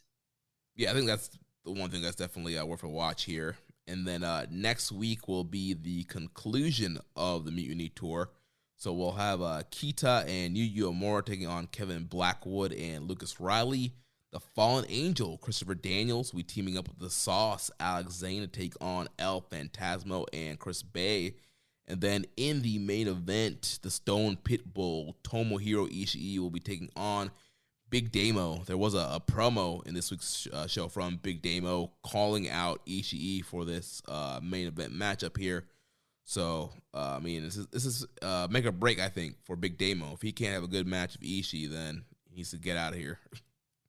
Nice. Well, that's going to do it for New Japan Strong coverage. Let's move on to the news. So the big news story this past week, just after we got done recording last week, there was a press conference with Takaki Kidani and Takami Obari regarding the Kota Ibushi situation. And we actually tweeted out the transcript of that. It's also available to watch on YouTube. So if you haven't seen it, definitely check it out. But just a very brief summary. They kind of summed up the issues that had occurred between New Japan personnel and Kota Ibushi and apologized on behalf of the company to him, and then also kind of gave a brief timeline of some of the interactions that they've had and the meetings they've had with Ibushi following that, and that there will be punishments handed down appropriately to not just Ibushi, but also other members of like Kikuchi, and who they didn't actually name too many individuals specifically, but they did assure that there'd be particular maybe replacements or reassignments of certain duties and roles within the company and things like that. But they assured everybody that Ibushi, when he is ready, that he will be welcomed back, that they were not cutting him, they weren't firing him, he wasn't being suspended, anything like that, and that they were backing him in his road to recovery physically and then mentally, and then the stuff going on with his family. And that they also said that they had cleared and approved everything that they were saying in that press release with him, with his like clearance and approval. So everything looked good. Everything looked gravy. It's like, okay, good. We're back on the same page. Then within minutes, like Ibushi's like, you guys didn't talk about this. You guys didn't talk about this. Here's my issues here. And as far as I know, I didn't even look into it. Apparently today he was still like tweeting things. So, you know, we did talk about how last week, you know, how this affected the mental health of his mom, and she, you know, attempted to take her own life. And I think a lot of that, and I don't want to speculate too much here, but a lot of that's probably fueling, you know, just the personal aspects of this. It kind of goes beyond just pro wrestling, he said, she said sort of stuff. So I'm still sort of at a loss where we don't have all the inside scoop. I thought that the company did a good job handling it the way that they did, but he didn't seem to be satisfied. I'm not here to say whether that's justified or not, because I don't know. But I think the company is showing a willingness to still try and save and salvage that relationship. You know, in the past, some, like for instance, when Harold May was here and some of those other, like specifically Kenny Omega, but then some of the other talent like walked and went to AEW. That was a big like deal that he wasn't able to like salvage that relationship and keep that talent. And I think long term, New Japan wants to keep Ibushi and make him happy. But Yeah, I don't know what's going. We know just as much as you guys know, which is that the company seems to think that things are moving forward, and Ibushi seems to be upset still. Yeah, and in that press conference, they did mention there was going to be some kind of penalty or punishment for Ibushi doing that JTO appearance. So we have a question here from Les Commission 7252. My question is, what penalties do you think Ibushi will be faced with, and will it be light or heavy penalties? Well, they said it would probably be a salary reduction, like a fine, that they felt was appropriate based on different things, like because he did, he breached his contract and attended other shows and was on screen when it wasn't approved by the office, and then also, pulling back the curtain and naming personnel and things like that, which are not allowed.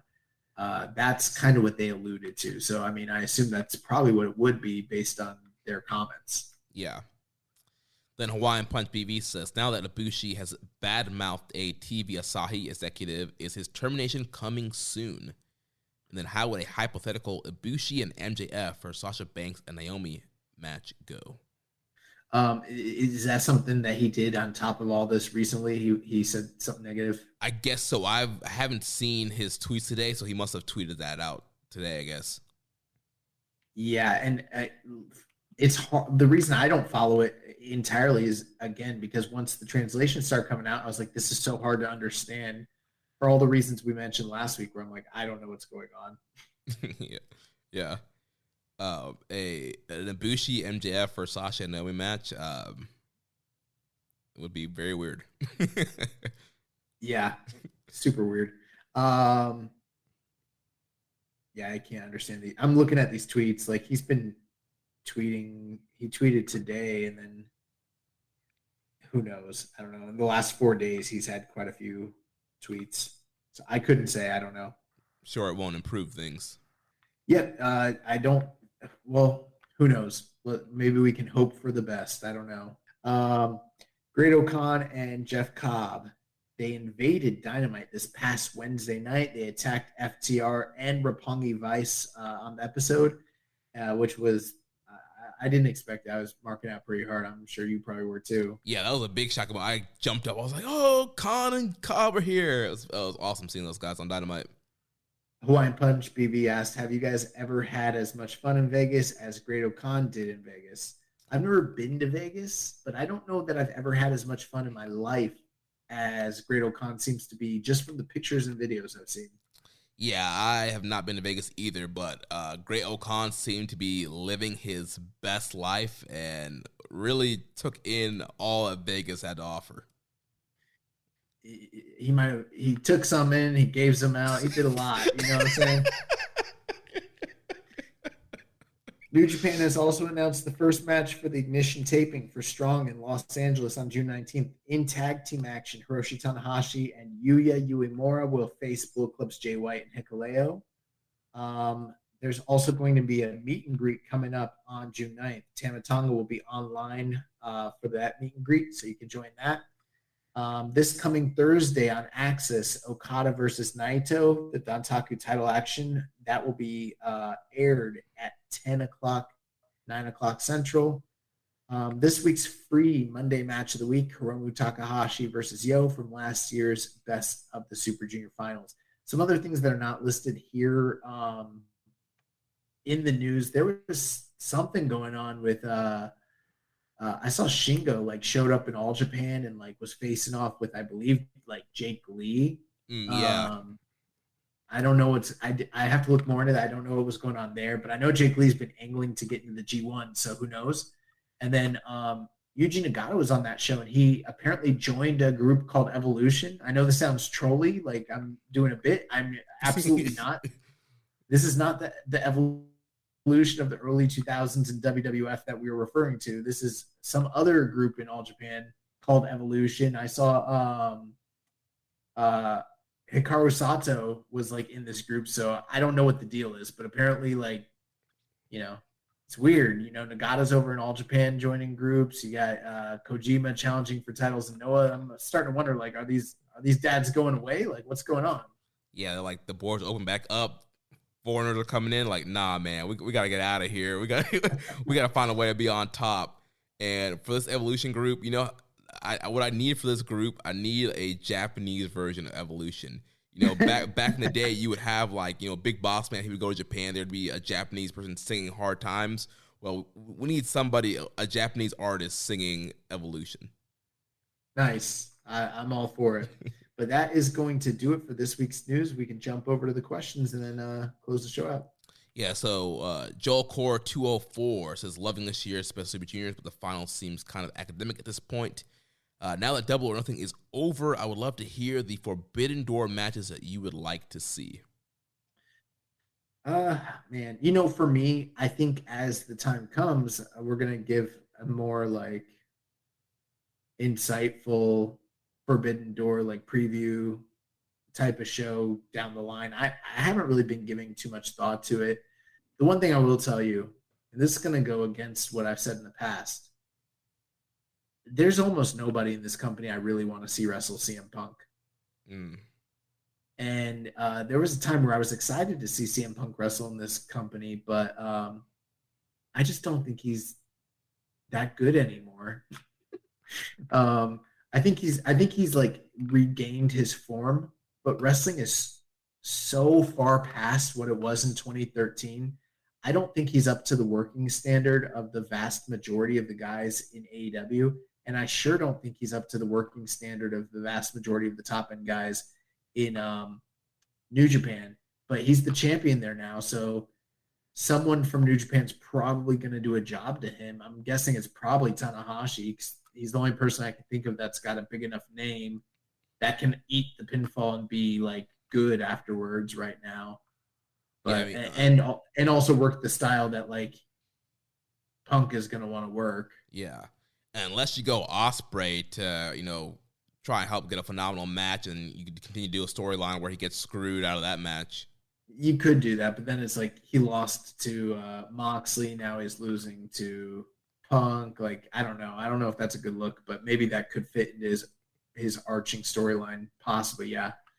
Yeah, and we'll talk about some more Forbidden Door stuff as it comes. But there was some breaking news here a few minutes ago from Tony Khan. So Jeff Hardy and Adam Cole, they are injured and got to pick replacement partners for the 10-man tag that's happening. So on the babyface side, Darby Allin will be taking Jeff Hardy's spot. And then on the Bullet Club Elite side, Hikuleo will be taking Adam Cole's spot. So Hikuleo will be teaming with the Young Bucks and Red Dragon. See, I was like, why are you telling me this? This is not relevant to what we're doing in any way. You know, both companies have such like huge rosters, and I don't know what to expect from this show. I know people want us to like dive into the Forbidden Door stuff, but like, I don't know. I wish they would do more building, and maybe they're going to start now, but so far there's very little for me to be like, oh, I can't wait to see it, or to even speculate, because there's been so little meaningful interaction between the two companies, really. Right. And also I think I've been trying not to get my hopes up and, you know, saying, you know, Okada Omega and, you know, booking every big dream match, knowing that it's probably not going to happen. So let's do this, because this is just more realistic. I mean, initially the rumor was that it was going to be Punk versus Okada. I'm assuming Okada, you know, retains his title against Jay White. Now that Punk's the champion, and that was the rumored match, I am concerned that this means that, like, because I've already said this in the past, and we'll do our preview show, I think, next week, but like I've said in the past that like Jay White has the best shot of dethroning Okada prior to G1 out of anybody on the roster. I am nervous that Okada loses to Jay White and then has to turn around and job to CM Punk. And if that happens, I'll be fucking furious. Like, you have no idea. But let's just assume that that's probably not a likely outcome. Who would, because those are the only two things I can guarantee are going to happen. We're probably going to see a Punk match. We're probably going to see a Okada title defense. Who would you like to see those two guys defend their titles against on that show from the other roster? So if they're not facing each other, I think if they do face each other and they're both champion, it's probably going to be a fuck finish, and that's not ideal. Yeah. I think CM Punk, I think like you mentioned, Tanahashi would probably be the best option because he's a guy that can work down to CM Punk's level and still have a really fun matchup. I think Jay White, if he loses, is another interesting guy that could face CM Punk. I feel like Jay's style could mesh with Punk's, and they could have a really great match. And then already coming off a loss, I think Punk could beat him and it'd be okay.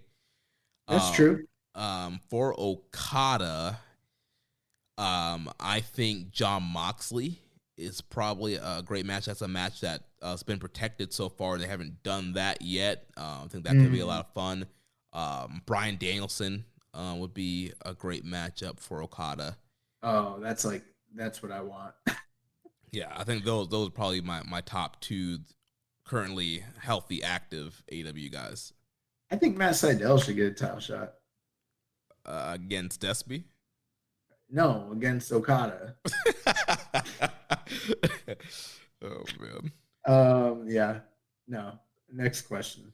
Les Commission 7252. Do you guys think that Hiroshi Tanahashi will challenge Okada for the IWGP World Championship this year before Wrestle Kingdom 17?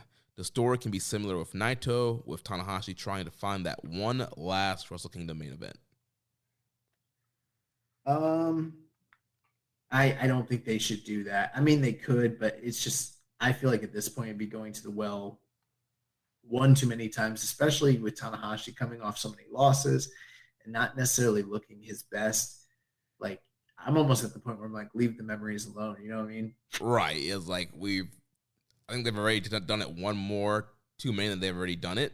I think at this point it's like it was a great rivalry. I say that's like in case of emergency, like, you know, somebody like Naito gets hurt, whoever gets hurt, you call Tanahashi. But in the meantime, I think like let's just leave the rivalry where it's at and enjoy the memories. Right. Hayabusa 5595 says, I noticed that wrestlers' trunks are getting skimpier and the crowd is now almost entirely females. Is this a calculated decision from management? Wear less clothing? And how common are wrestler hookups with the fans in Japan? What? What? No. What? Who's getting skimpier? I mean, I don't know if he's talking about the Taguchi. I mean, we're seeing more and more of Taguchi, but I mean, to me, I feel like we haven't seen any trunks have been normal. And I mean, New Japan's audience has always been more females, so. I don't think that the audience is almost entirely female. Like, this is a gross allegation against, you know, the king of sports, New Japan Pro Wrestling. I'm not going to dignify with I'm not going to answer. Also, wrestlers hooking up with fans is probably extremely prevalent in all of the world, no matter where it is, whether it's, you know, Birmingham or Tokyo, it doesn't matter. Yeah. He also asked, in addition, many of the crew, including the Young Lions, are looking quite jacked, and the guys with natural-looking physiques are in the minority. What has been NJPW's attitudes towards the juice, and is the NJPW becoming one where you have to be on the gas to get a push? What? What are these questions? These are terrible questions. I don't usually bury the question asker. I mean, we want you guys to ask questions, but what the fuck? Bro, have you ever seen someone that's on steroids? The guys... Not in New Japan. You can't tell me that the dudes... Maybe we're getting trolled here. Are these real questions or are we getting trolled? I don't know. I mean, I don't know. We could be getting trolled. Okay. What I will say is this. The Young Lions do not look like gentlemen that are on the gas. They just look like athletes. They look like regular athletes. Katsuya Kitamura was a guy who looked like he was on the gas. You know what I mean? Yeah. So yeah, I mean, do I think that there's probably a chance that there's individuals that are using steroids in wrestling? Yeah, in New Japan, probably. I mean, I don't know what their attitude is towards it or anything like that.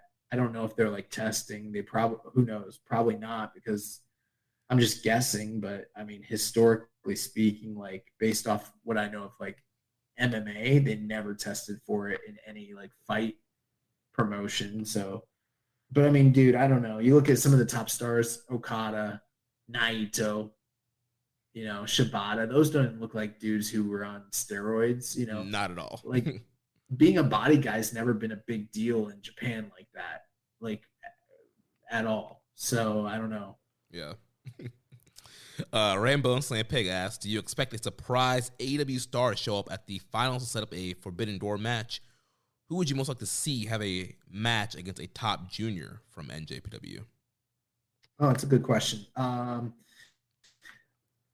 hoping that there will be some sort of crossover of some sort, whether they actually show up, whether it's a video, whether it's an angle, I don't know. But, time is running out. We're like a month away and we don't have anything really established. We're less than a month away, huh?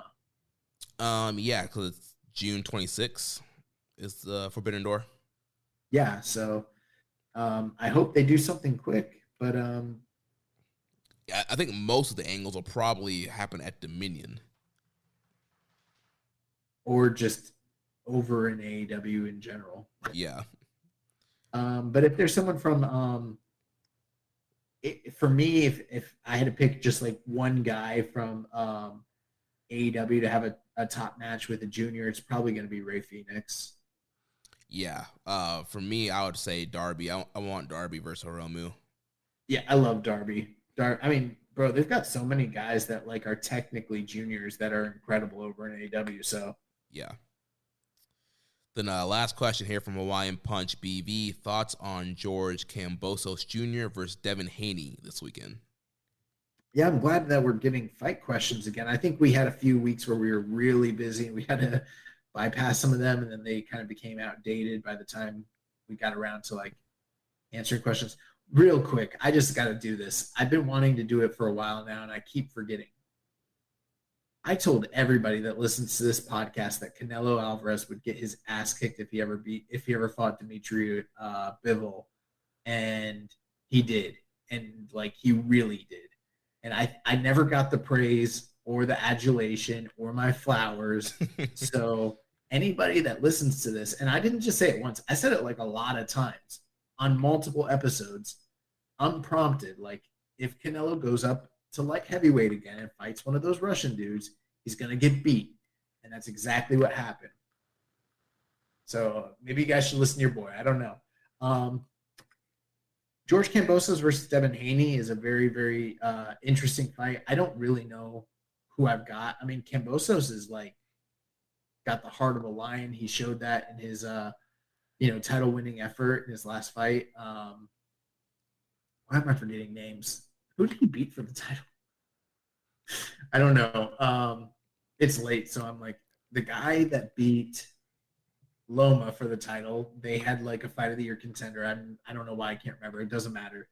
But Devin Haney is like a premium top talent, and the one knock on him has been that he hasn't fought top guys, but a lot of it's because a lot of them have avoided him at this point. So the fact that we're getting this fight is pretty awesome. I do wish we could have got the Lomachenko versus Kambosos fight, but this is maybe better in a way because I think we're getting either multi-unified or undisputed champion. I think I'm taking Devin Haney on this one. It's a tough call. I don't really know. It's like a 50-50 pick'em fight, so I mean I could be wrong, but Devin Haney is like pretty awesome. So who knows? It'll probably be a really good fight. Nice. Well, let's conclude real quick with recommended match of the week. So last week, I had the recommended match, and I picked the Invasion Attack 2015 junior title match between Kenny Omega and Mascot Arata. What do you think about this one, young boy? Yeah, so I watched this just before we recorded. Not a super long match, just under 13 minutes, which was a nice, change of pace. This is Kenny Omega when he's still the cleaner. He's still in the middle of his junior run. Very interesting, like from a historical perspective, at this point, considering where both of their like career trajectories went following this. And before the match started, Mascara Dorada came in with all the support from all the like Hantai juniors. Alex Shelley's there, and the Time Splitters, and all sorts of people. All these like baby faces, because Kenny Omega's running roughshod over the whole division, and he's just out there with Tama Tonga. And the match was interesting. It was definitely entertaining. The crowd wasn't like super high on it, but they were popping for some of the big moves. Dorada did some pretty impressive things here. Kenny kind of wrestled with a big man offense. He didn't rely too much on his athleticism and things like that, but he was doing the kind of things that you'd see like body press slams and stuff like that. He was selling a lot, really feeding into a lot of the lucha libre aspects of Dorada's game, which was cool. But at the very end of the match, I mean, Dorada looked like he had the match maybe potentially won. He showboated, which was a mistake. It created an opening where Kenny hit him with the Dragon Rush, hit him with the fucking V trigger, puts him up one winged angel, and just beats him clean. So, I mean, yeah, he got this guy out of here. I thought it was a good match, not necessarily like a truly great match, but it was definitely still, I mean, I'd probably go like 3.5, 3.75 under, it's just over 12 minutes. And I mean, it's inoffensive. And this is the same night that Kenny interferes in Kota Ibushi's world title match with AJ Styles, setting off. So it's pretty historic. So if you haven't seen it, I'd recommend it. Nice. Then for the excursion match of the week, you picked Josh Alexander, the Walking Weapon, the Impact World Champion, versus the Stone Pitbull, Tomohiro Ishii from Impact Under Siege. And I watched that just before we recorded, and this was a awesome matchup. I was a little surprised that the Impact fan base was so into Ishii. I guess it's a surprise, but not really a surprise. But they're really behind Ishii in this match, more so than Josh Alexander. Big Stone Pitbull chants, big Ishii chants all throughout the match. And I mean, this is your awesome Ishii main event style matchup. Big strikes, big suplexes, Ishii no selling and firing up. Josh Alexander looked awesome here. He's a guy that I definitely want to see them bring into the G1, and we've seen him on Strong, and these guys had a great back and forth matchup. Josh Alexander was killing him with the German suplexes, but Ishii was firing up, and I know that I already knew the result of this match, obviously, before, but like Ishii was just getting so many near falls and firing up. I'm like, they should have flipped the belt. Like, they should have put the belt on Ishii. the crowd was hot for him. He was getting these great near falls. Like, it would have been a perfect win for him. But obviously, Josh Alexander retained. Really fun matchup. This matchup is on New Japan World. I'm going like 4.5 on this.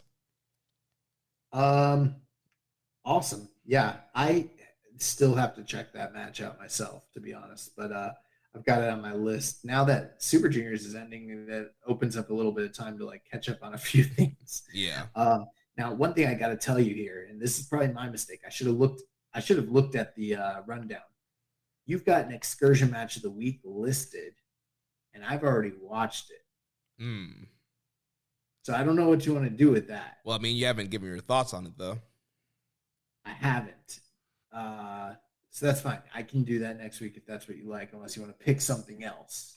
We'll just go with that, and you just give your thought. I haven't seen the matchup yet, so I can. Gotcha.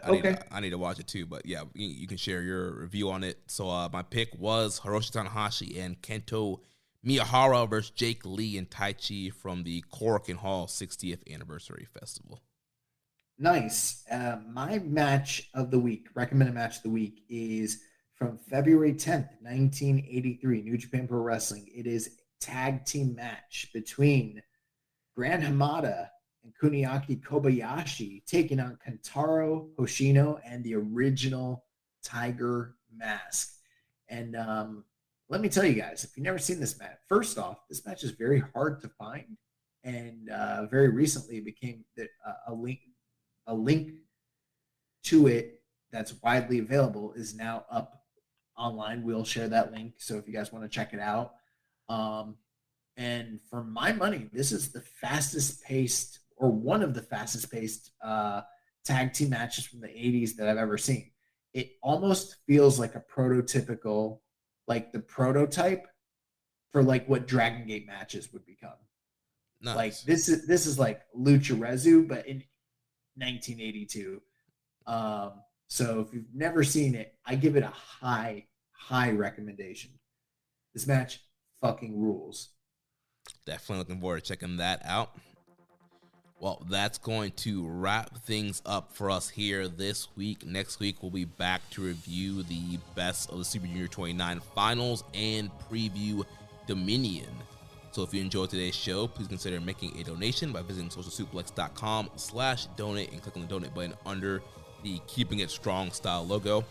Make sure you connect with us on social media. On Twitter, the show is at KI Strong Style. The network is at Social Suplex. You can follow me at Jeremy L. Donovan. On Facebook, we are facebook.com/socialsuplex. On Instagram, we are at socialsuplex. On Reddit, on the Pro Black Guy, just Keeping It Strong Style. You can email me, Jeremy at socialsuplex.com. Check out our Discord server, Social Suplex Podcast Network. And check out all the other shows that we have here on the Social Suplex Podcast Network. One Nation Radio, hosted by Rich Latta and James Boyd. The Grave Consequences, hosted by Caleb and Maserati. All Things Elite, hosted by Floyd and Austin. The AEW Match Guide Podcast, hosted by Sir Sam.